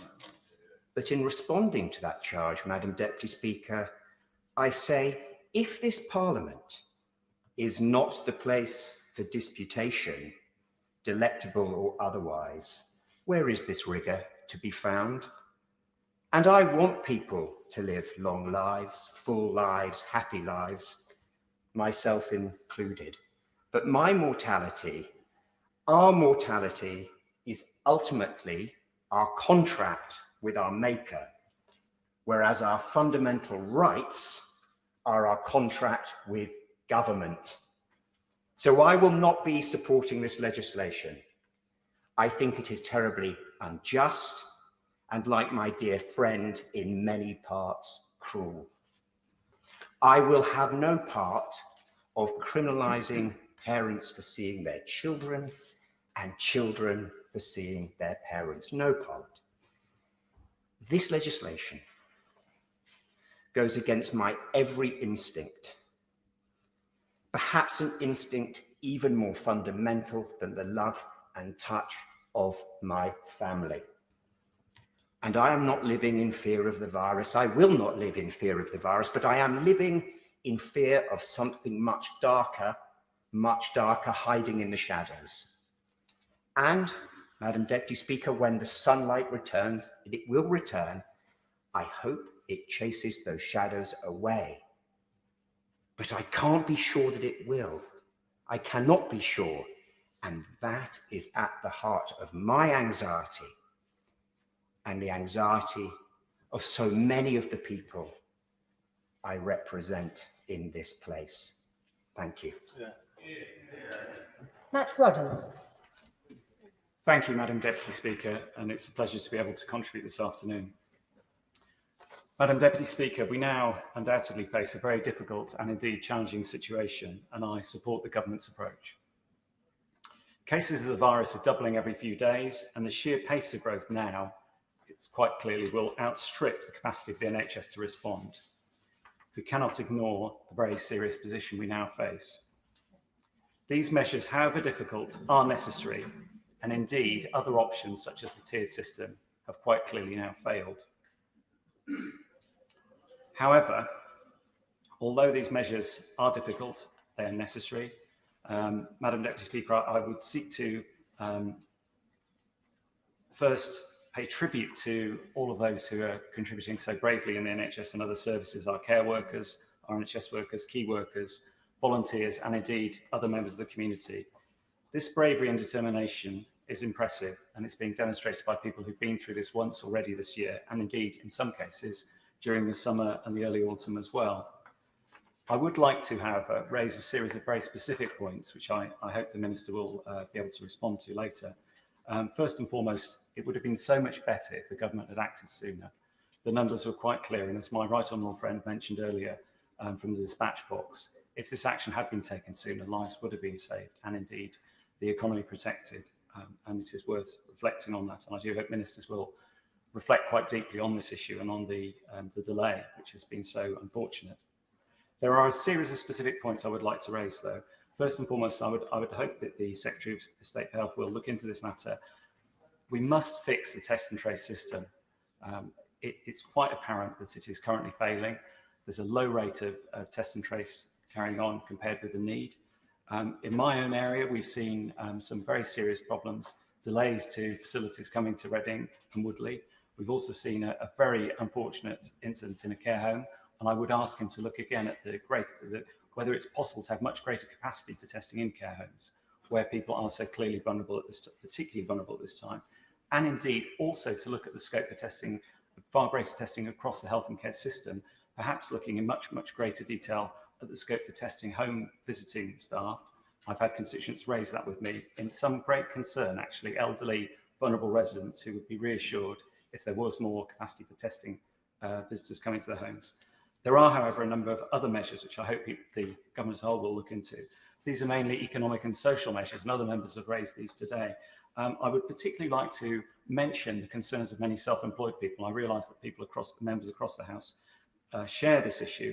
One person said to me only today, in fact, I have paid in all my life by tax and through the national insurance system, and now at a time of great need, I'm not able to get anything back. I do hope that the government can look at the loopholes in the measures that they've currently taken and reconsider them and understand that there are people who are potentially missing out on support at this difficult time. I do appreciate they are reviewing some of this. I would also urge them to look across sectors in the economy, not just the most visible end of those sectors. So, for example, in the hospitality sector, measures have been taken to support pubs. It's right that they should be supported. Across the supply chain, though, and other dependent businesses, there's been much less support. And it's very important that ministers remember this and take further action to look at the whole supply chains and whole sectors and understand that a wide range of businesses are under pressure at this difficult time. Finally, I would just like to very briefly mention that I agree wholeheartedly with my right honourable friends and other concerns that have been raised across the House about the importance of people being able to worship. And I do hope this will be reviewed. And indeed that sport and the contribution it plays to our society, the value it has for children and for people's mental health is reconsidered. Thank you, Madam Deputy Speaker. Jane Hunt. Thank you, Madam Deputy Speaker. Prior to this debate, I've been contacted by many constituents with their opinions on how to vote today. My default position would be to support those who wish for fewer restrictions, to allow others to live their lives as they choose to do, to help and support each and every constituent in that choice. However, this is an unprecedented situation, and the first duty of any government must be to protect its citizens. I know that the government, and especially the Prime Minister, has not taken any of these difficult decisions lightly. I have supported and will continue to support the tiered structure and the ability to be able to look at a very local level and understand what is going on in each locality. It has enabled some of the country to remain with a very low level of restriction for an extended period. However, In order to prevent a deluge of intensive care beds needed, I come to the conclusion that we must have a heightened restriction to our liberty throughout November to stem the tide of this virus. This is not to say that our constituents have not followed the rules. I would like to thank the people of Loughborough constituency, residents, visitors, students and pupils alike, who have very clearly followed the rules, which has not only helped themselves, but also their friends and neighbours. This is a hard task ahead for many during November. There are a number of religious festivals and commemorations which in other years have attracted huge crowds and gatherings, such as Diwali, Advent, the birthday of Guru Nanak. These are often times when families get together to celebrate their faith. This will not be possible in private homes this year, but I would still press that churches and places of worship should be allowed to open for those specific events to support their communities. Loughborough usually has a large and very moving remembrance service in Queen's Park, along with others in Shepshed and surrounding villages. Again, these will not be able to happen in the same way this year, but this does not diminish our need to honour our fallen. We will remember them. My friends and colleagues and those who live in Loughborough constituency will know that I have been going on, as they would put it, about a V-shaped recovery for a long time. We owe it to those who have lost their lives to ensure that we come back stronger and better as a country and as a constituency. We have capitalised on all the support from the government in Loughborough, the grants and support for small businesses, the loans that have been available to keep businesses going, the individual support for those who have found themselves in a difficult situation, and programmes such as Eat Out to Help Out, Kickstart in particular, and the early Town Deal funding have all supported the local community. I welcome that this support package has been extended to ensure that there remains a safety net for those who need it. So, let's get ready for the time these new restrictions will ease. Let us take this time to plan, each individual, each family, each business, each organisation. Let every one of us make a positive decision to create a good recovery for ourselves, our local communities and our businesses. Risk assessment is the key to this. With risk, you eradicate if you can and you mitigate where you can't. This is a global pandemic. We cannot eradicate, so we must mitigate. As part of the planning process, we should therefore be looking at taking a different approach to events and venues to produce their own risk assessments on how many people they can safely accommodate whilst adhering to social distancing guidelines. Let's spend this month making sure each of us has a plan to get on in life. Let's turn the negative into a positive and all take part in the recovery of this great country. Stephen Kinnett. Thank you, Madam Deputy Speaker. Like many honourable members, I'd like to start by paying tribute to all of the British public, including those in my Aberavon constituency, who've shown such resilience and fortitude throughout an extremely difficult 2020. Madam Deputy Speaker, these new restrictions are, of course, for the people of England, but the economic package accompanying them will, of course, have a significant effect on Wales and on my Aberavon constituents.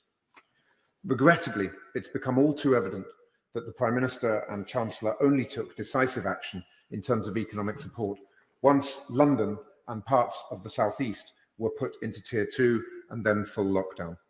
When we in Wales went into our firebreaker, the UK government refused to extend furlough. When the north of England went into Tier 3, the government refused to extend furlough. Now, with new restrictions affecting the South East, the money suddenly appears, as if by magic. Madam Deputy Speaker, furlough must be fair for all. It's as simple as that. During his successful general election campaign, the Prime Minister promised to level up the UK. In reality, the very opposite has happened. This virus has turned the gap between the South East and the rest of the UK into a chasm. We now need a clear and specific plan that states what levelling up is actually supposed to mean in practice. And this plan must have our steel industry at its heart. A focus on steel would deliver three interlinked benefits. First, it would support the creation of high-skill, well-paid jobs in areas of the UK that have been ignored by successive Conservative governments since 2010, including in South Wales. Second, it would strengthen the UK's sovereign capability. One of the most important lessons of the pandemic is that we are far too dependent on supply chains from other countries. And increasingly, those countries are run by authoritarian governments who are not our natural allies. And third, it will enable our transition to net zero, backing the industries of the future, but also greening current industries. Yet by failing to provide the UK's largest steelmaker and the employer of 4,000 steel workers in my constituency with the emergency loans during the pandemic to plug the cash flow gap caused by the fall in demand, the government has once again chosen to sit on its hands. Madam Deputy Speaker, there can be no post-pandemic recovery, no levelling up, and no modern manufacturing renaissance without a strong and healthy steel industry. If I could just end by saying a few words on test, track and trace. While Welsh Labour backed local experts and our local authorities, this UK government has put test, track and trace in the hands of Serco without any proper tendering process. Serco won huge contracts to the tune of £500 million and, through no fault of the vast majority of their employees, I might add, utterly failed our country at this time of need. The choice that this government has taken is to privatise and centralise, when what it should have been doing is keeping what is a truly public function in the public sector and allowing local authorities to mobilise the expertise that they have on the ground. So I hope that this UK government will look to Cardiff Bay, will look to the Welsh government, will learn the lessons of test and trace and take this 4-week lockdown as an opportunity to fix the system and to learn from the way in which the Welsh government has done it. Thank you, Madam Deputy Speaker. Order. I'll be moving straight to the Right Honourable Member for the Forest of Dean. But after Mr Harper has spoken, I will reduce the time limit to 3 minutes in order to try to accommodate as many colleagues as possible. Mark Harper. I'm grateful, Madam Deputy Speaker, and you will have indicated from my intervention on the Prime Minister earlier that for only the second time in my 15 years in Parliament, I'm not able to support my front bench. And you will know from our shared endeavours through our experience in usual channels that it's not easy for a former Chief Whip to not support their party, but I do so for the following reasons. I very strongly supported the tiered approach. And my part of the world, which I'm here to represent, has a very low level of virus, and my constituents have worked incredibly hard, businesses and individuals, to keep the virus under control. And there's a very low level of prevalence, not just across the community, but actually particularly amongst those who are over 60, where the level of virus remains low, and over the last few weeks has been flat or falling. And certainly in conversation with my Director of Public Health and my local NHS, no concerns have been raised about the NHS being overwhelmed. That was my starting position. I listened very carefully to what the Prime Minister set out in his press conference on Saturday. And I looked yesterday at the data that was published. But there are several flaws with that data, Madam Deputy Speaker. First of all, the modelling that's taken place about the number of deaths is old data, and we already know. My right honourable friend, the right honourable member for Maidenhead, set this out very clearly. We already know that the most extreme of those models is wrong. It's predicted things for dates that have already passed, and it's been wrong by a factor of 4 or 5. The second thing we know is that the modelling that SAGE has undertaken doesn't take into account, and it's set out very clearly in documents published yesterday, does not take into account the introduction of the tiered system over the last couple of weeks. So therefore, all the modelling just doesn't take into account the fact that over half of the country has been placed under Tier 2 or Tier 3 restrictions. And we know from the information published just yesterday by Steve Rotherham, the Mayor of the Liverpool City region, that region, which was the first region placed in Tier 3 restrictions, has seen quite a significant reduction in virus across all of the region, all of the parts of that region. And of course, it's that data from SAGE that's been fed into the National Health Service, and all of the modelling done by the NHS about its capacity has been based on that SAGE modelling. So if that modelling is wrong, as I believe it is, then the NHS forecasts are wrong. And it was very interesting. One of the leaked slides last week, which showed the capacity of the NHS being exhausted in the next few weeks, interestingly was not used in the presentation by the Prime Minister at the press conference, and no data has been published to substantiate it. And that's because if you look at it, according to that slide, the South West Hospital capacity should have been exceeded already, and it has not, and it is nowhere near being exceeded. And I simply, therefore, don't believe the government has made the case.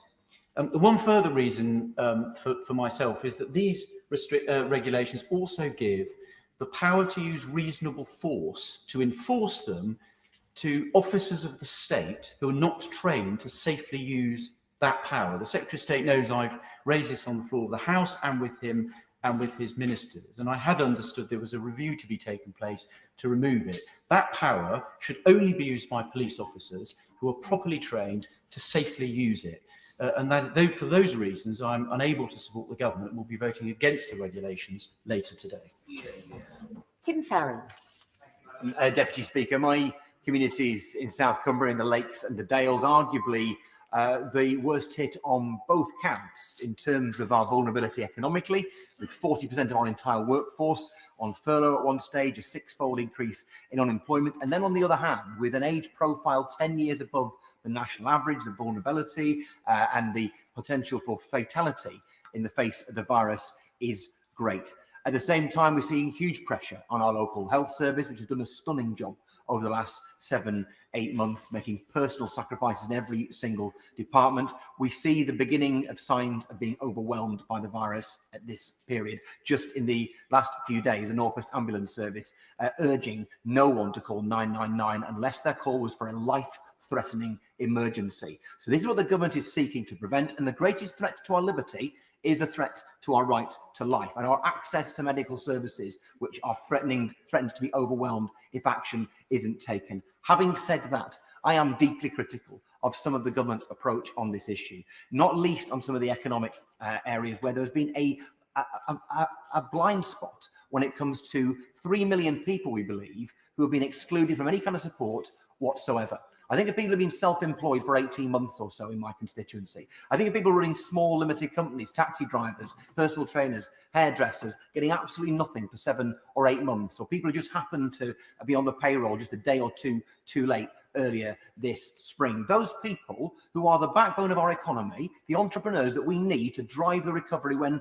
eventually it comes, those people left in deep and desperate debt, not sure if they can afford to put food on the table for their children or pay to keep a roof over their heads. The government must act, and must act now, to help those who have been excluded. I also point out that a third of those who are excluded are private renters. And the government immediately and rightly extended mortgage holidays for those who are lucky enough to own their own homes. Not a thing for renters in the last few days or weeks. And that is why this is a moment, surely, for the government to rush through some other legislation, and that is to suspend Section 8 rent arrears and Section 21 no-fault evictions, and to up the local housing allowance so people can afford to pay their rent.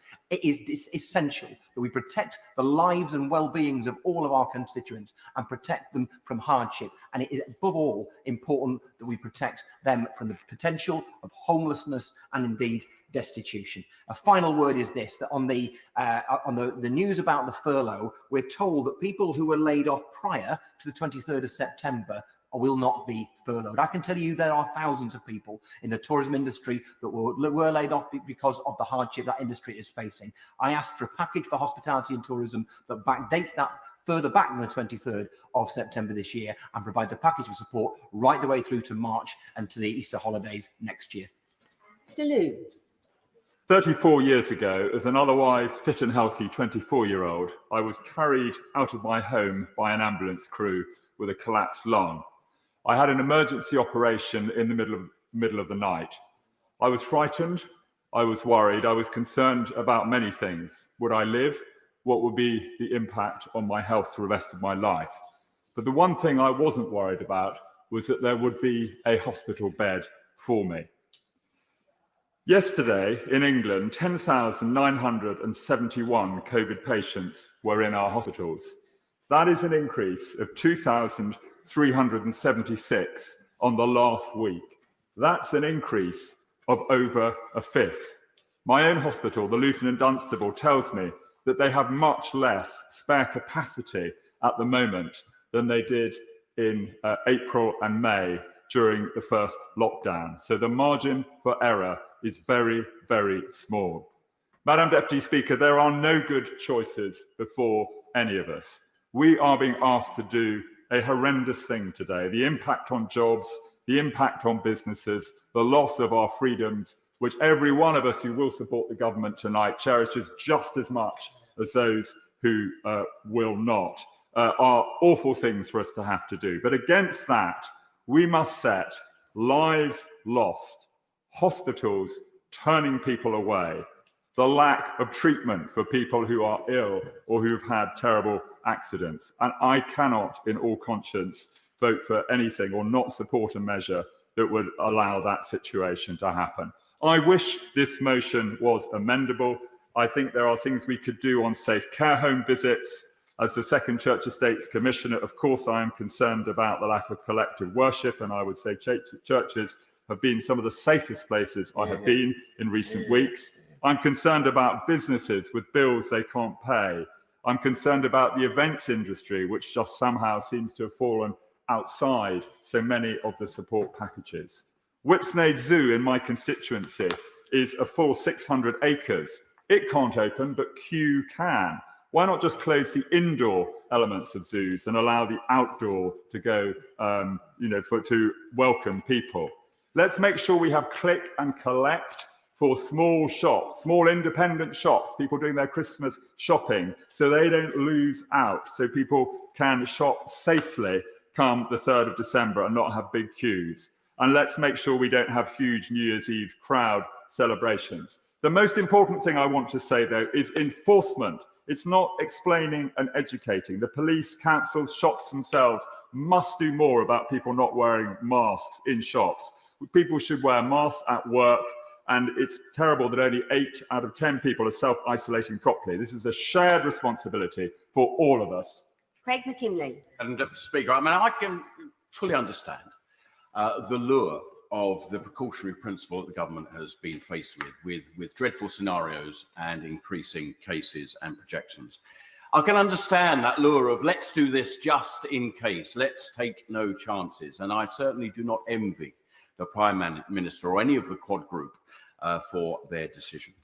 But I have a number of concerns that simply cannot be overcome.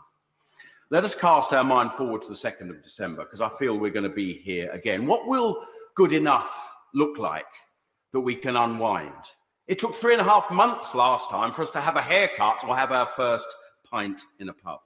What will be the level of daily infections or hospitalisations that are deemed good enough to unwind? Now, I think this is a mistake by the government for not considering what those figures might be, because it would at least give the public something to aim for and something to look forward to. We've got no concept, no data as to what that is likely to be. We're told that this is the last bridge before the cavalry come over the hill, that we have better treatments and we have that vaccine that we're all looking for. But we don't know when that vaccine is going to be ready. We don't know how effective it's going to be. We don't know the time frame over which it can be rolled out across the population. And let us not forget, Madam Deputy Speaker, HIV has been with us for 40 years and we still do not have a vaccine. We have so many clear nonsenses within the regulations. I and many others in this House, I'm sure, are getting emails from gym owners and users. I've had them from people who enjoy outdoor archery, and obviously the golf situation, and a lot from churchgoers. How can it be sensible for a couple to go for a walk on the golf club that they belong to, but they face a fine if they dare do it with a golf club and a ball? And of course, please. Thank my honourable friend for giving way. Has he received, as I have, a letter signed by 1,500 church organisation managers and ministers and people of religion opposing these regulations and asking why on earth is the government closing churches in the way that they're doing? I think it has to be an overwhelming number of the responses I've had are from churchgoers, and I'll just develop that point very briefly. Congregations that go to churches, to synagogues, to mosques, to temples, these are adherent, sensible, disciplined people. To treat them as anything but, I'm afraid, is nothing but an insult. Now, just a few weeks ago, we were offered the tiered system, and that was supported by this House. It was deemed to be the new holy grail that we can look to. And Liverpool under Tier 3 seems to be having results. We simply have not given enough time for those opportunities to bed in. But in Kent, in South London, in my constituency, we're currently under Tier 1. What will all this mean to those businesses who've invested heavily in COVID-friendly and secure facilities? The businesses and the pubs. We've already seen flip-flopping under the earlier published proposals that off-sales and microbreweries can now continue selling beer outside. Whereas always the supermarkets could have sold as much as they like. This, I'm afraid, is at the heart of muddled thinking. I want to develop, just very briefly, what I want to call the Wilkinson's conundrum. A great store on every high street. How can it be that they can continue to sell essential and non-essential, and yet the independent shop next door that sells just some of that non-essential stuff that Wilkinson's can continue to sell will be illegal for them to continue? I'm being asked to spend £50 billion extra today, or perhaps even more. There is no data as to what this means on other health issues. There is no assessment of what this means to families not able to see grandchildren or to see off loved ones in their final days. I'm here to make a decision. I will not be abstaining. I'm paid to have a view. And tonight I will be voting against this. I'm sorry. Order. I would just like to gently point out that not everybody is going to get in on this debate. At this stage, if interventions are taken, particularly from people who are not on the speaking list, it will prevent others from speaking. Sir Edward Lee. If we're going to defeat this virus, the public have to have confidence in the government. They have to know that everything the government does is based not on opinion polls, but on evidence. Modelling is not evidence. Scientific fact is evidence. And there's been too many chopping and changing of government policy, encouraging us to eat out, to help out, to get back the offices in September, then stay away from offices. So base everything on evidence. And I've got so little time, I want to mention one point where evidence is all important. The leaders of all the faith communities have written to the Prime Minister demanding evidence of how it is that people attending church services are spreading COVID. There is no evidence. I know there's no evidence. The chief scientific advisor of the government has confirmed there is no evidence. Everybody knows if they go to their local church or indeed to their mosque that mask wearing is enforced, social distancing is enforced, even in mosques. My friends tell me people are bringing their own prayer mats. There is no evidence for this ban. What the ban comes because the government says if we're going to stop people going to pubs, then we had to stop people going to churches or mosques or synagogues. There is no evidence. However, I intervened on the Prime Minister on a couple of days ago. He assured me that this was only a temporary ban on religious services. The Prime Minister took the trouble to come up to me before this debate and said, Edward, we're going to get churches open. I said, when? He said, soon. I understand contacts are taking place with the Archbishop of Canterbury and the Archbishop of Westminster to try and get the churches open as soon as possible. On that basis, and on that basis only, that this is a temporary measure and that the government will provide evidence and the churches will open on the 2nd of December. On that basis, I am prepared to vote for this measure tonight, on that basis and on that promise, because it is a fundamental human right in any society. We are signatories to the Convention of Human Rights. It is a fundamental human right for people to be able to go to communal worship. And for religious people, you can't just tell them that, okay, sometime in the future, you'll be able to go to religious service. That's not good enough for them. They want to be able to have that communal worship and to have it now. So the government and I'm looking at the Health Secretary. It's not good enough just to say that we're all in this together because we're stopping people playing golf or we're stopping people going to bars, that yes, religious people have to be under the same restrictions. Provide the evidence. And I've received this assurance that these churches, these synagogues, these mosques are going to open before the 2nd of December, or at least by the 2nd of December. And on that basis, and on that basis only, I will vote for the government. Hines.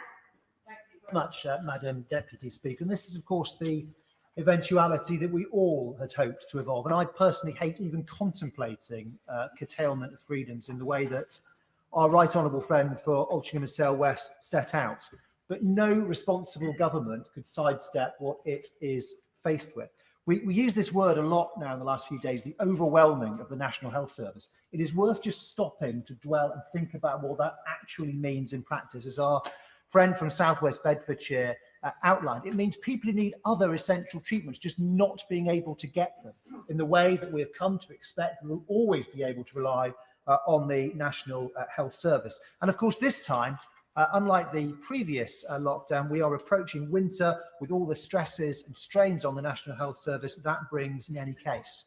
This is a global pandemic, but quite often we speak about it as if we were the only country involved. In fact, every one of the 5 major countries of Western Europe had a steep rise in COVID cases during the course of October, and now there are new restrictions coming across the continent. Perhaps most notably in France and Germany, the other 2 large economies of Europe, with very different political traditions, different health systems, different experiences with test and trace. Both of those, like us, sought to exhaust the possibilities of a localized and a regional approach, and now are returning once again to a national program. It is true that in different parts of our country, there are different rates of prevalence of this virus.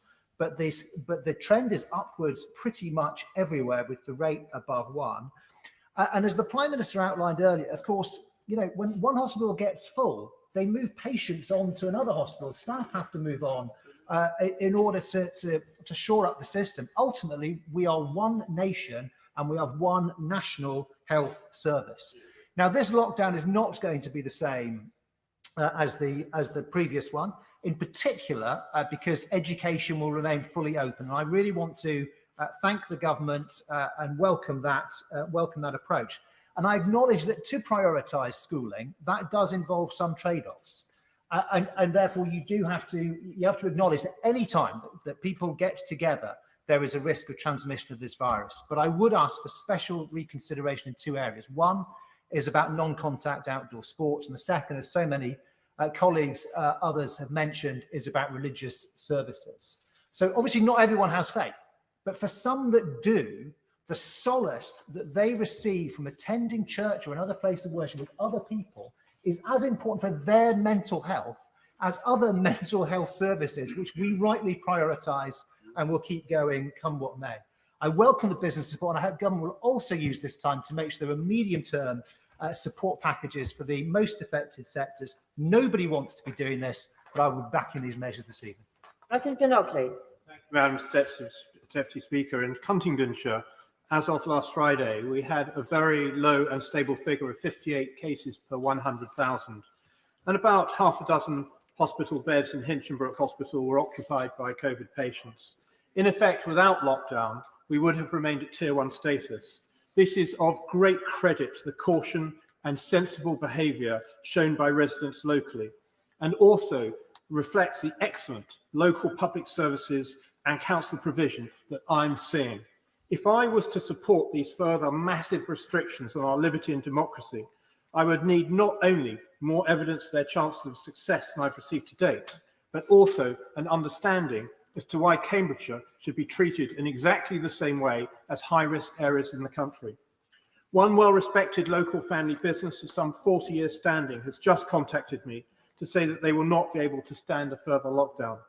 The majority of local businesses I speak to have already made redundancies and now dread for their futures.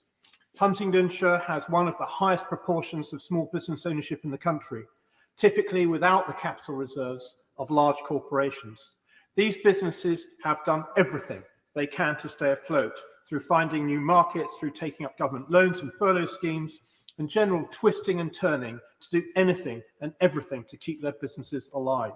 And I have been incredibly impressed by the resilience and resourcefulness of these local businesses, and they frankly deserve more than for me to tell them that I have voted for a further lockdown given our low local COVID rate and the national lack of evidence.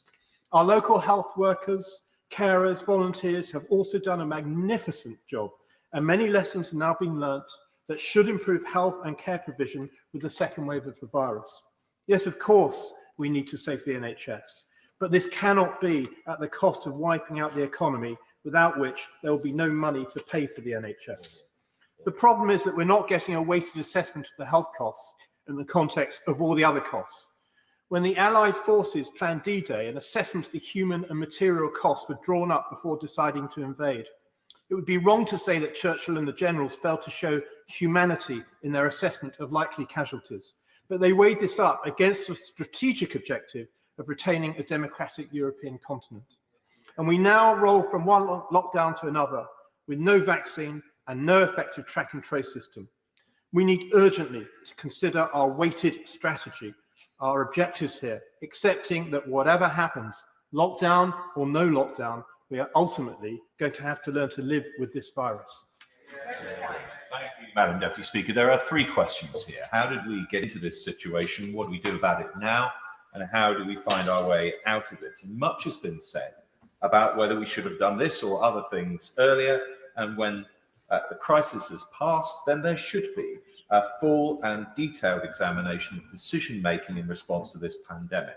When the time comes for that, I will fully support it, but that time is not now. And we have more immediate questions to answer. And this House has to take decisions today on the basis of where we are, not on where we wish we were.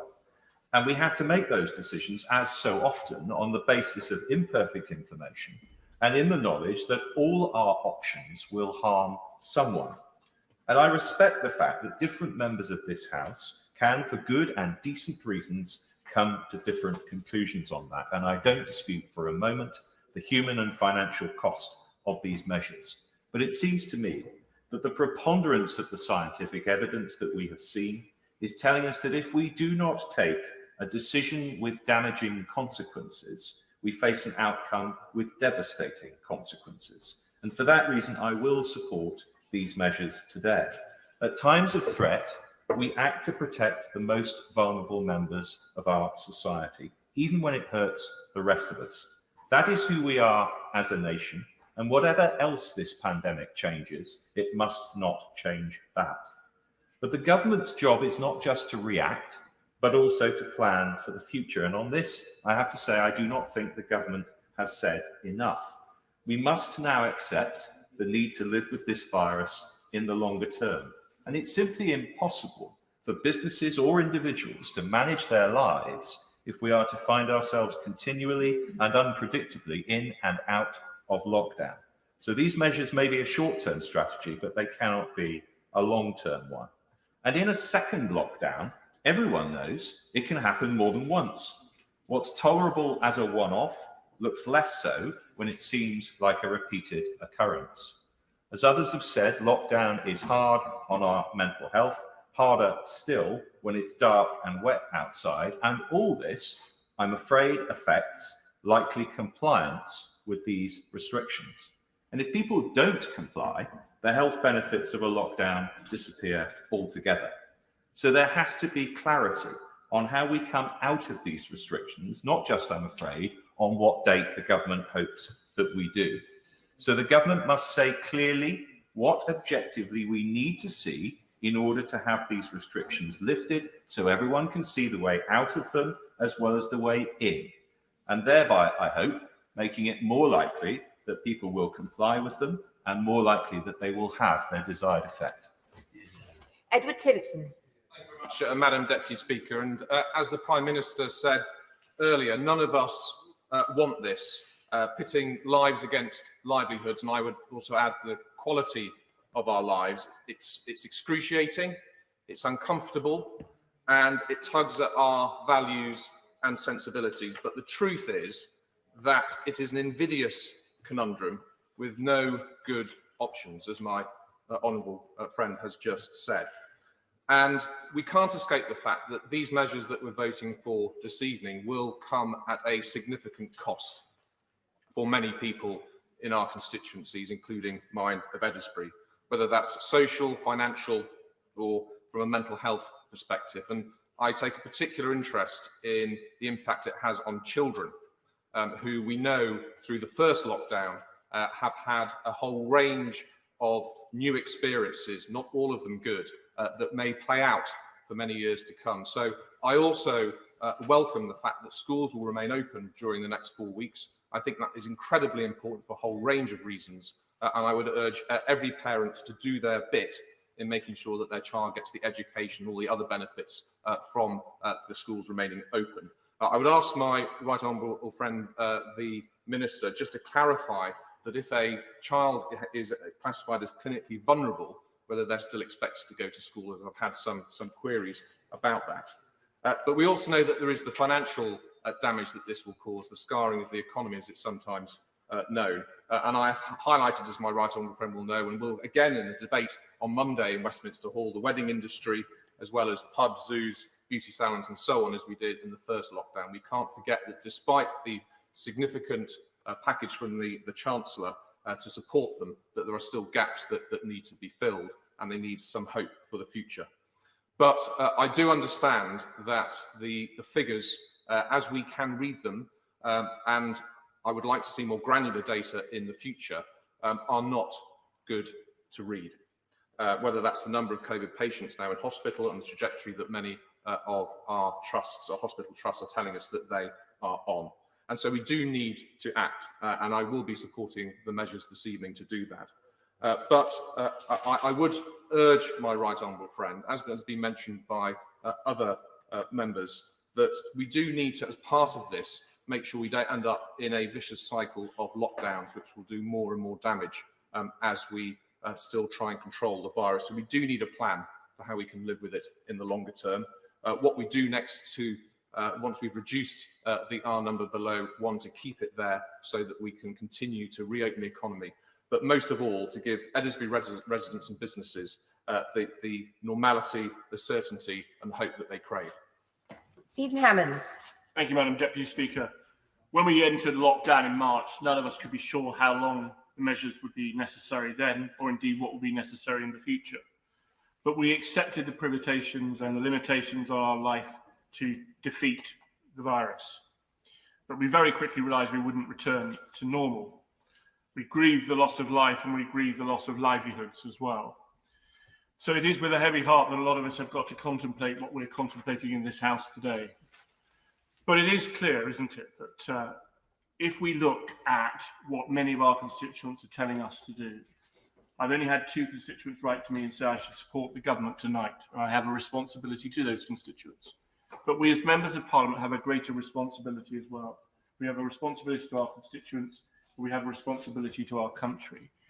And whatever we think about we should have persevered with the tier system, or whether we think the restrictions have been too onerous on any sorts of activities, and I want to touch on a couple in a moment, no responsible government and no responsible Secretary of State could sit and not listen to the overwhelming weight of scientific evidence. And I regret that that is where it is, but it must be right that we cannot allow the National Health Service the right, as several members of people have said, to enjoy the health, that right to health that we mustn't threaten if we can avoid doing so. And therefore, with some reluctance, as my right honourable friend knows, I'm going to support the government tonight. Reluctance because I say to him, if we do these measures by consent, and if you look at some of what the government has set out tonight, there are huge contradictions in some of the guidance and some of the regulations. And still the government hasn't the chance to clarify those, and it should do so. The most obvious, of course, is about the off-sale of beers, where the regulations clearly say you can do so, but the guidance this morning still hasn't been changed. That's maybe not the most important one. Some of the guidance on educational establishments and what they're able to do is much worse and hasn't been clarified. But can I say to him, the inconsistencies as well. Why can I go for a run where someone could cough and splutter, but I couldn't play a round of golf? Like so many of my fellow members of this House, I regret that we are putting prohibitions and restrictions on a huge numbers of people who wish to worship and express their faith. And I say to my right honourable friend, I hope that the observation and the commitment that was given to my other right honourable friend will be honoured. So I will be supporting the government tonight. But I hope that the government will use the time to make sure it sets out clearly what its targets and objectives are, and sets out clearly that it can stand up the test, track and trace system, and it can set up the new, more widespread testing. Hugh Merriman. Thank you, Madam Deputy Speaker. And when looking at this issue and my vote this evening, I look at the evidence and I ask myself three questions. Can our local NHS cope? Have we assessed properly the impact of the regional lockdown? And which path will be the least destructive to the health and well-being of the constituents that sent me here to serve them? And when it comes to the local NHS, the figures today show that we have 24 COVID inpatients being treated by East Sussex County hospitals. Of those, a third are being treated in the community. Not one of them is in a high dependency unit. The NHS system in East Sussex coped fantastically last time and has learnt lessons, and this is another important aspect. They've learnt lessons on how to treat people, the oxygen levels required, life-saving COVID treatments such as dexamethasone. They have a better understanding on how to treat, and that matters, Madam Deputy Speaker. So when looking at the evidence of the regional lockdown, I just do not believe that we have given it significant time to properly tell us whether it is working or not. Data coming out of University College London suggests that the R rate is close to or at the rate of 1, and the words coming out of Imperial College suggest it's too early to tell. The daily average has now gone down to 20,018. And so what that again tells me, Madam Deputy Speaker, is that we should have given more time to determine the regional lockdowns before we shut down other parts of the country where COVID rates, as they are in East Sussex, were low. And then it comes to which path will be the least destructive. And again, I've asked for evidence to show that the destruction and damage caused to people's lives, their livelihoods, will actually be worse off if we did not take these measures. And this evidence has not been provided to me. And it's very difficult to make a decision when we've not got two competing sets of analysis. And I've been asked, Madam Deputy Speaker, have I met anybody who has lost a loved one through COVID? And the answer to that is, tragically, yes, I have, and the heart goes out to them. But I have also attended the funeral of a friend in the last year who took his life, having lost his job. I have met people who have not attended hospital appointments and now have terminal illnesses and wish to goodness they had. I have met people who suffer domestic abuse behind closed doors that is not uncovered. I have met people who've lost their jobs and the roof over their heads because they have lost everything in life and they have become destitute. And I have also experienced people with a mental health torture from isolationism and loneliness for which they cannot recover. Those lives matter too. And because I cannot see any evidence showing that there could be more of those lives impacted than the lives we save, I'm unable to support and I will vote against these measures this evening. Madam Deputy Speaker, this decision facing us today has big implications for how we recover from this pandemic and how we take the people with us. So I'm pleased we're at least having a vote on it, and I've kept an open mind to listen to the debate. And I know the government has a very difficult balance to take, a judgment call to make based on the clinical advice, what the economy is saying, and what people are saying, what is sustainable for their compliance. And let's be clear, there is no risk-free option. It's all about a balance and management of risk. But the advice from clinical experts, I'm afraid, is too often confusing and contradictory. Why is SAGE using predictions of 4,000 fatalities per day, as my right honourable friend from Maidenhead has said, but the actual figure turns out to be 1,000 at most? Why can projections just a couple of weeks or 10 days ago turn out to be so wrong that they have to be revised so sharply? Is not the problem we seem to be conflating scenarios with forecasts too often? And where is the clarity over how many of these deaths might reasonably be expected to have been seasonal flu deaths if COVID was not a thing? What weighting is being given to the rise in non-COVID deaths at home because people with cancer, heart disease and other conventional killers are not getting the treatment in hospital which has been reconfigured almost exclusively to deal with COVID, let alone the impact we're seeing on suicide, on stillbirth rates, and on babies. And now we're talking about a third wave. How many more waves are we going to have? So clearly, Madam Deputy Speaker, the science is not black and white science. And therefore, we really need to look at the impact of all the measures holistically and not just what one set of scientists is telling us. Now, the impact on business is of greatest concern, as many honourable members have said. The hospitality industry being hit hugely, the service industry relying on the hospitality industry almost forgotten. The already struggling small, apparently non-essential shops just stocked up for Christmas, losing their trade to supermarkets and garden centres up the road. The aviation and international tourism industry, the impact on travel agents who can't furlough because they've got to work to process the refunds for which they get absolutely no payment at all.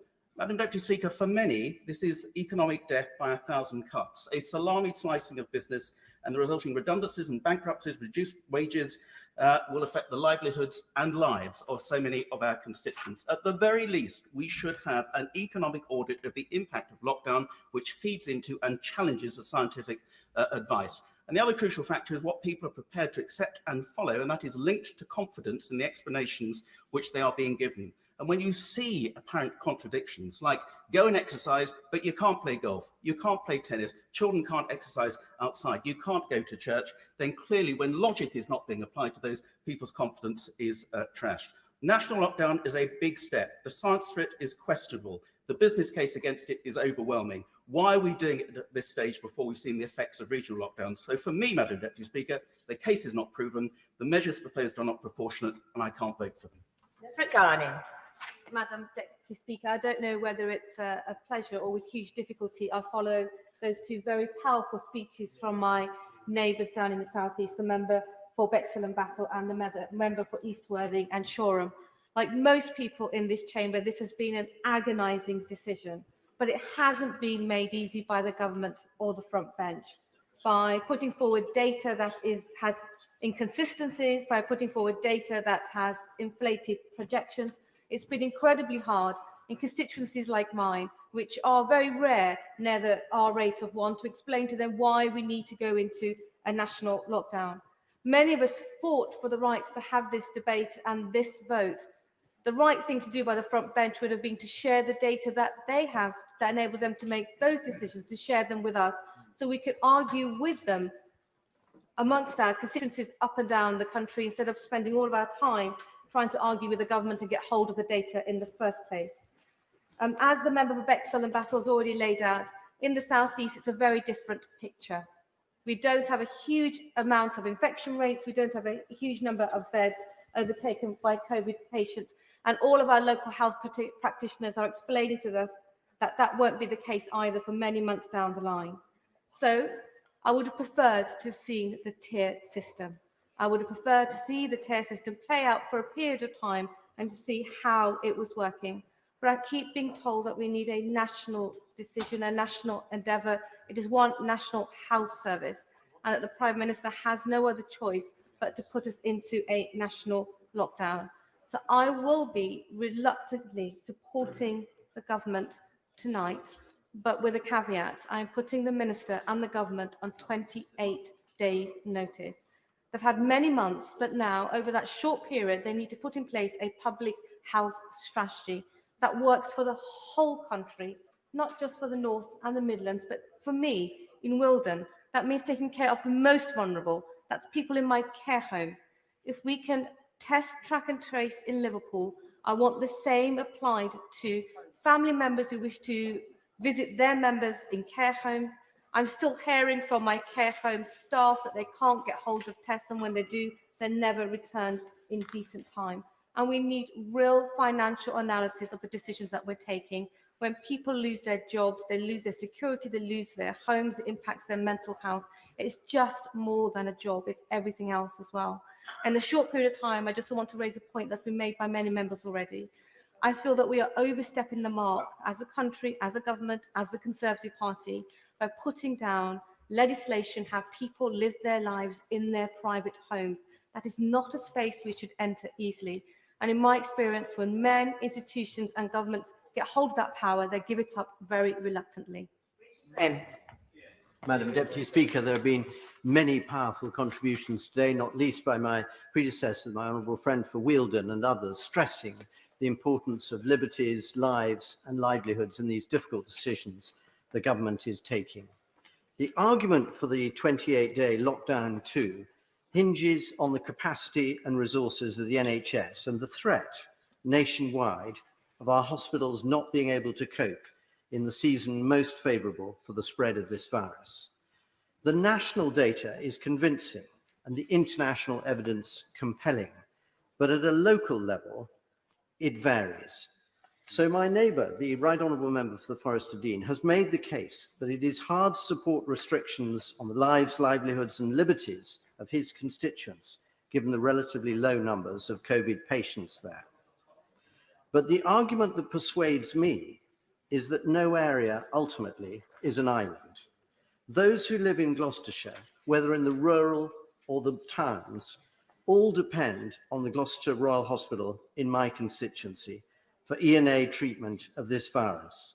And while I believe that our hospital does have the staff, ventilators and beds to withstand a second wave on its own, there is a real risk of mutual aid being called, whether for Bristol, Swindon or other cities nearby. And that would increase the scale of the challenge for us considerably. And so, because ultimately the rural areas, wherever they are in our nation, with low rates of infection do depend on the hospitals in our cities in their hour of need, we have to accept this temporary new closure with huge reluctance and sadness for what it means for many of our constituents. Now, this bill, a statutory instrument, is not amendable this evening, but I hope that the Secretary of State, who I'm sure is listening hard, and his colleagues will continue to fine-tune the detail and the guidance, because balancing what I called in October the small joys in lives with risks to infection rates is important in a democracy where only consensus and agreement to comply will deliver the result that we all want.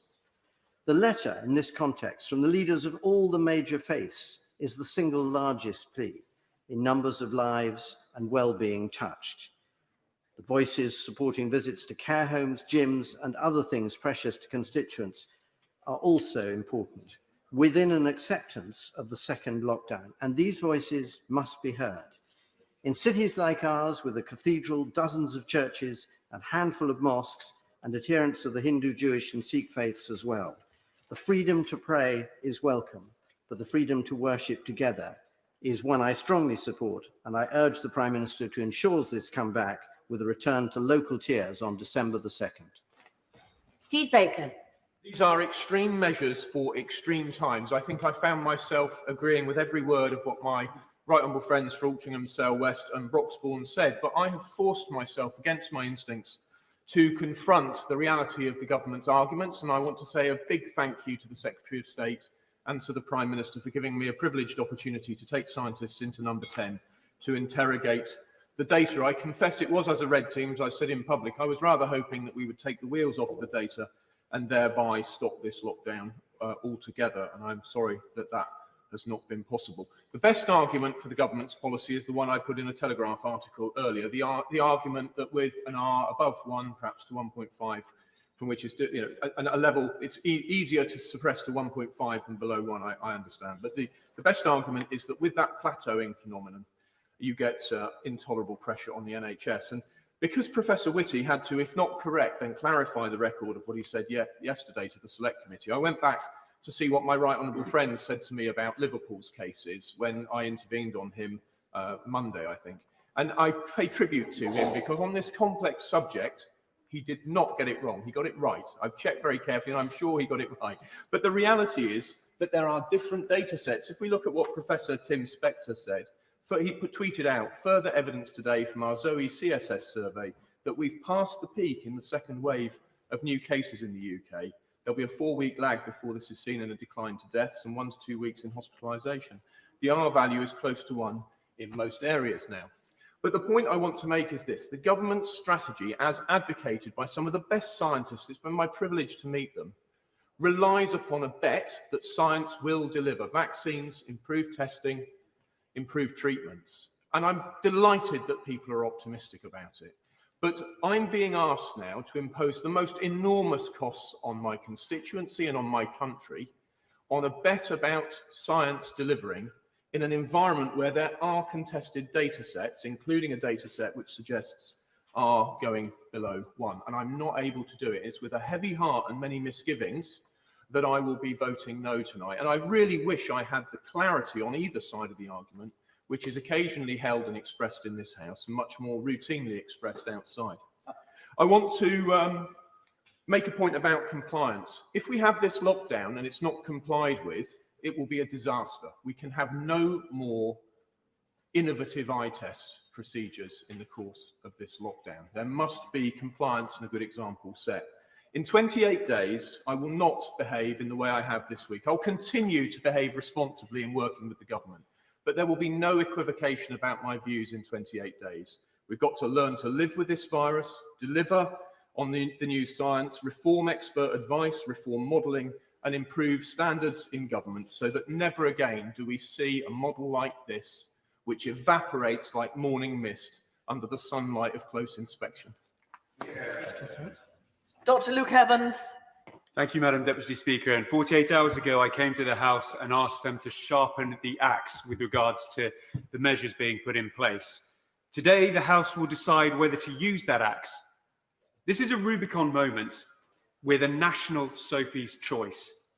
If we use it, we are going to impact the biggest impact we have on civil liberties since the war. We're going to cause economic damage, job losses, and mortally wound businesses. There will be mental health problems and will indebt our children and our children's children. On the other hand, do nothing. The NHS surge capacity is likely to be breached. The quagmire of COVID will actually kill off all the non-COVID cancer, stroke, and joint operations. More people will be left with long COVID, and the staff will be struggling to cope, facing burnout, or worse still, literally having to choose between whose mother, father, grandfather, or grandmother will get treatment. This is a horror choice for any government, and I think it is right that the 650 representatives from across the country will make this decision. Now, unfortunately, there is no double-blind trial running where there's a second UK where we can see what else is happening. We have to make a judgment call on what we think might happen. So for me, the concern is over the surge capacity. And in the Health Select Committee, we have seen evidence of what happens when this is breached. In Italy, there were many, many oversubscribed beds that people could not get treatment. People over 60 were written off purely on their age. Now, many in the House may well find themselves written off for that very reason. And in Spain, there were nursing homes that were abandoned with people in them. We have to take that seriously. And if you think it can't happen here, I ask you to look at the letter you received from the NHS providers this morning that represent all 216 trusts. And they ask us to support this motion as urgent action is needed. Now, I spoke before about this virus has opened Pandora's box and we need hope. That hope comes in the ingenuity of vaccines. But until then, I believe our communities will follow the lockdown rules. I believe that the Treasury should continue to actively listen and do its darndest to support businesses and jobs. And I believe that mass testing must be rolled out so that people can get a test and carry on their daily living. And I will support the lockdown, but hold the government to account to mitigate the impact of their using this tool and make sure that we cut down this COVID pandemic. Neil. Thank you, Madam Deputy Speaker. It is a profound moment that we're being asked knowingly to restrict the civil liberties of our fellow citizens to an unprecedented degree in peacetime, and knowingly and deliberately to harm the economic welfare and, in some cases, the personal welfare of our fellow citizens, because lockdowns have consequences and lockdowns themselves do damage. And in deciding whether or not that can ever be acceptable in a country that believes in the rule of law, It is important to consider whether or not such measures are necessary, are proportionate, and are supported by evidence. Well, I accept that the COVID pandemic is an emergency of a kind that can make such draconian measures necessary.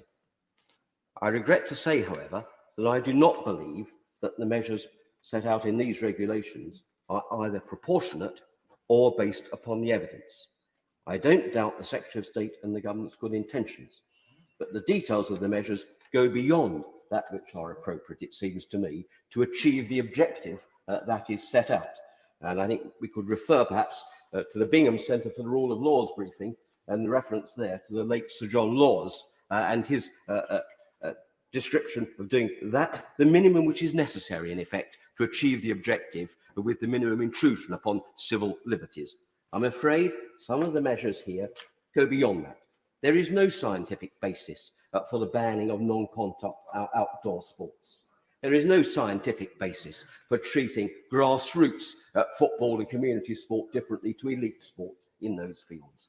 There is no scientific basis for preventing and indeed criminalising people of faith going to collective worship when they do so in a safe fashion, foregoing the right to join in communal hymn singing or music to limit the risks of transmission. That goes beyond that which is proportional. There is no economic impact as to the disbenefits to businesses. I've seen family businesses with 20 years standing already go under in my constituency. I cannot vote to support that without clear evidence as to why that is necessary, the extent to that which is likely to continue, and what the plan is to come out of the other side of this in good order. So with a heavy heart, I cannot support the government in the lobbies today. Because these measures are not amendable, I would have been prepared to look at a more limited, more proportionate form of regulations, but it goes beyond it. And an example of the short notice that we've had to consider these measures, the poor drafting of them, is that you're allowed, for example, to go to an estate agent under the regulations, but you cannot go to your solicitor. But the documentation that you will need to get a mortgage and to move house will frequently need to be witnessed in person by the solicitor. These are poorly drafted regulations, and that's a simple and one of only many examples of that, and why I can't support them. Jenna Davison. Thank you, Madam Deputy Speaker. It's with a heavy heart that I stand today to support the government's proposals for a national lockdown, which incidentally are supported by 55% of Bishop Auckland residents, according to a local survey I ran this week. But let me begin by making this perfectly clear. The notions of freedom and liberty remain at the core of my values, of my ideology, and of my very ethos. And it goes entirely against my instincts to impose restrictions on the freedoms of our residents. I certainly didn't come into politics to tell people why they could leave their homes, who they could visit, whether they could spend time with their families, and to tell people they aren't allowed to go out on a first date. Now, this is not a decision that any of us will take lightly, but I believe we must make the choice to do the next right thing and support this 4-week lockdown. And we know that the next 4 weeks are going to be difficult. I remember all too well the solitude of living on my own during the first lockdown and what that did to my mental state. And that is a tiny speck of nothing compared to what some of our constituents have gone through. People have lost loved ones, either to COVID or to other illnesses that COVID left undetected. And my deepest condolences go out to everyone affected in that way. And mental health, an issue very close to my heart, continues to decline for so many across our communities. And each of us must do all we can to support them in the difficult, dark nights ahead. Many businesses are facing unprecedented difficulties, and each of those means a group of employees desperately concerned about their jobs, their livelihoods, and their futures. And I must say, I'm incredibly grateful to the Chancellor and to the Treasury team for the support that they have put in place. And I urge them to continue to engage with we MPs, with our businesses, with our local authorities, and with our individual residents to ensure that we can continue to support as many people as possible through this period of economic hardship. So I hear people ask, how then can I justify voting for these restrictions today? And the answer is because I'm thinking about the future of our freedom. Like all of us, I want to see life return to normal as soon as possible. I want to see children playing with their friends, students celebrating Freshers' Week, and couples having the big weddings of their dreams. And I want to see families able to get together to celebrate Christmas. But to get our freedoms back means biting the bullet now, acting decisively and suppressing the virus through this time-restricted lockdown. We will defeat this virus. Of that, I am completely confident. We will return to the sunlit uplands of hope, optimism and promise, and we'll be able to refocus all our efforts, not on an unexpected global pandemic, but on rebuilding our country, as the PM says, building back better, levelling up those left behind areas and massively increasing opportunities for people in Bishop Auckland and beyond. Madam Deputy Speaker, in order to reach the light, we first have to go through the tunnel. And I know once again that our communities will join hands to make it through this difficult phase. And I know that in doing so, we will eventually emerge into a brighter post-COVID future. Jonathan Ashworth. Thank you, Madam Deputy Speaker. This afternoon, members have spoken with sincerity and eloquence. And I think it's clear that the House would have benefited, the legislation, the regulations would have been improved, and indeed our constituents would have expected a full day of debate, because we are invited to endorse a long, hard lockdown which the Chancellor of Duchy of Lancaster himself conceded at the weekend could well need to stretch beyond the beginning of September. Now, we on this side will endorse the regulations before the House tonight, because for all the disputes about graphs and modelling, the trends are clear. General and acute beds are filling up. Critical care beds are filling up. More people will die over the next 2 to 3 weeks because we didn't act sooner. But our constituents will want to know there is a plan, and it is still not clear what the criteria will be used to judge whether the lockdown should be lifted. Is it bringing the nationwide R under one? Is it falling hospital admissions? Is it lower prevalence rates amongst the over 60s? Is it a prevalence with which contact tracing is effective? I hope the Secretary of State can answer that. And I want to underline 3 quick points that members across the House have raised. John Steinbeck wrote, "A sad soul can kill you quicker, far quicker than a germ." Now, it's not entirely biologically correct, but we understand the point. Loneliness and isolation extract a heavy mental and physical toll. So will the Secretary of State guarantee that a mental health plan for the winter, and will services continue to be accessible either online or face-to-face? At times of crisis, many of our constituents find solace through faith and communion of congregational prayer. Churches, mosques, temples, gurdwaras, synagogues have gone to great lengths, often at great cost by volunteers, to make themselves COVID secure. We have Diwali coming up soon. Many mosques have been in touch with me. If individual prayer in the church or the masjid is allowed with social distancing in place, then why not congregational prayer? And with respect to social care, I understand the Secretary of State has published some guidance and visits will be allowed outside or behind screens. That is welcome. But perhaps could he use the mass testing that is now coming online to allow relatives to be tested so they can see their relatives inside in the care home, and perhaps even hug their relatives? Many will fear that this is the last Christmas for many of their loved ones in care homes. And finally, Madam Deputy Speaker, what happens next? The Paymaster General yesterday warned of further lockdowns, but a hokey-cokey of lockdowns has to be avoided. This virus is controllable with the correct measures in place. So we urge the Secretary of State to use these 4 weeks to quickly expand the saliva testing to all NHS staff and key workers. Secondly, we need tracing teams led locally, doing the detective work to identify the super spreading events with retrospective tracing. East Asian countries are avoiding lockdowns with this cluster busting approach. We should institute it here.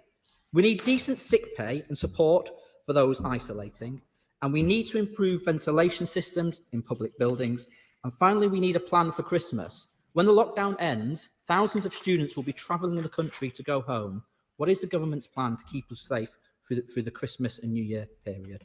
But tonight we will support these measures, but we are demanding our constituents pay a huge price. We are demanding our constituents make greater sacrifice because of a failure to act sooner. Secretary of State Matt Hancock.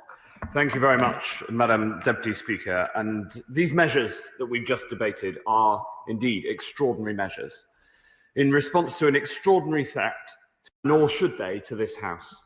Our historic liberties are hard-won and precious, and they should not be infringed save the gravest of times. But these are grave times indeed, and if we do not act now, then we know that the NHS could not have been able to cope. And I know that no member of this House wants to see the scenes that we've witnessed elsewhere in the world of hospitals overrun or of doctors forced to make the choice of who to treat and who to turn away. So we must drive this virus down together and take these tough yet time-limited measures, making sacrifices now for the safety of all. And it won't be easy, I know that, but in a pandemic, there are no easy choices. As my honourable friend for Edisbury put it, we face an invidious choice. We're called upon to make fundamental changes to how we live, work and socialise, but it is in pursuit of a common cause. And while we do so, we must and we will use this time to drive forward the innovations that are going to help us ensure that, if at all possible, this lockdown is the last. The mass testing that's been mentioned by so many, which we've begun to roll out this week and are driving forward night and day. The vaccine, which was mentioned by my honourable friend, the member for South Wiltshire and others, which, while not yet assured, we will be ready to roll out as soon as we safely can. And the treatments that this country has pioneered. Now, there have been some excellent speeches, all made with a heavy heart and with regard to the seriousness of the situation. My right honourable friend, the member for Maidenhead, spoke of the need to assess the impact not only on health, but also on the economy. And we know that the economic impact of these measures will be significant. We know that, but we also know that if this virus continues to rise and continues to double, then the economic impact will be serious still more. Many members raised the impact on mental health, and I take this very seriously. I consulted before supporting this decision with the Royal College of Psychiatrists, and they have said that stricter measures to control the virus are needed because the virus itself has a negative impact on people's mental health. And there's a wider point, both for mental health services and more broadly, that the NHS is open. We're determined to ensure that it stays open as much as is possible for non-COVID treatments. And my honourable friend, the member for Bexhill and Battle, for whom I have a huge amount of respect, argued passionately about the impact of the first lockdown on the health services available. And I say to him with all sincerity, it is by tackling the rise in the virus that we will keep the NHS open rather than by allowing the virus to grow. And in his constituency, the number of cases has doubled in the last 2 weeks, almost doubled. I looked it up as he was speaking. So I would urge him and others who support the NHS so strongly to support these measures in order to allow the NHS to continue to do its job. Yes, of course. The Prime Minister honestly said to me on Monday that one of the lessons from the end of lockdown 1 was that we didn't insist enough on people isolating when they were contacted by test and trace. Going forward, at the end of lockdown 2.0, how will we improve on that? Constant need to improve on that. Firstly, the number of people being contacted and who are isolating has risen sharply. Secondly, while of course there's always a need for more, the proportion has started to rise recently, and the amount of resources and support that we're giving to the test and trace service continues to grow. So I absolutely support the point that my honourable friend's making, that we must use this month to ensure that that service is there and ready. But those who've said that it doesn't have any impact, I think are wrong. It is having a significant impact on bringing the R down from its natural elevated rate of around 2.5 to where it is today. But with the R above 1, the virus continues to grow and we must bring it down. A number of colleagues on all sides of the House raised the issue of communal worship. And my right honourable friend for Gainsborough, my honourable friend for Gloucester, and I can tell the House that ministers are talking to faith leaders to do everything we can to reach an accommodation as soon as possible. I understand the impact of this infringement on liberties, as many colleagues mentioned. We saw support for the measures from across the House. The Honourable Member for Aberfan talked about how furlough must be fair for all, and we've extended the furlough system. My honourable friend for Wimbledon talked about the overwhelming weight of scientific evidence. And while science, of course, consists of men and women with different views, I truly believe that the overwhelming weight of scientific evidence is in favour of suppressing the virus. We heard from my honourable friend for Wealden and Loughborough about how with heavy hearts they're supporting these measures. My right honourable friend for Kenilworth and South Southern talked about taking damaging decisions to prevent a disastrous outcome later, and I think that was about right. The members for Reading East and for Blackburn expressed their support, even though they also said that they wished that this had come in earlier. My right honourable friends from East Hampshire and my honourable friend for Bosworth and South West Bedfordshire, they all spoke so eloquently of what it means, that promise that the NHS is always there for you. It's something that binds us together as a country, and it's something that we must protect and cherish. The issue of care homes was raised, including by the honourable member for the front bench opposite. The visitor guidance was published, updated visitor guidance was published this morning, and I agree with him about seeking the further expansion of testing for care homes, including for visitors. There was a widespread debate about the need for more data publication. All I can say is that we're constantly expanding the data that's being published. More and more data from the NHS on hospitalizations, more and more data on cases and where they are, contact tracing data. So I am absolutely enthusiastic about publishing more and more data. We have indeed been commended as a country for the open approach that we're taking in terms of the amount of data that is published. But ultimately, this comes to a very significant judgment. It comes to a judgment about how we best manage a nation and lead a nation through an incredibly difficult period with a pandemic of a virus that exists only to multiply, and a virus that lives and breathes off the essence of what it is to be human. My honourable friend, the member for Broxbourne, spoke with a passion of freedom, and I too am a lover of freedom.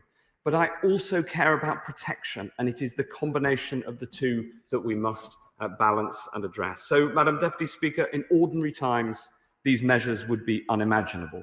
But these are not ordinary times. It's a virus in circulation that feeds off the human contact that makes life worth living, and we must act to thwart its deadly march, to protect our NHS, and to save countless lives, while we support every person and with everything we've got, support the science that with increasing confidence each day, I know will help us to find a better way through. And I commend these regulations to the House.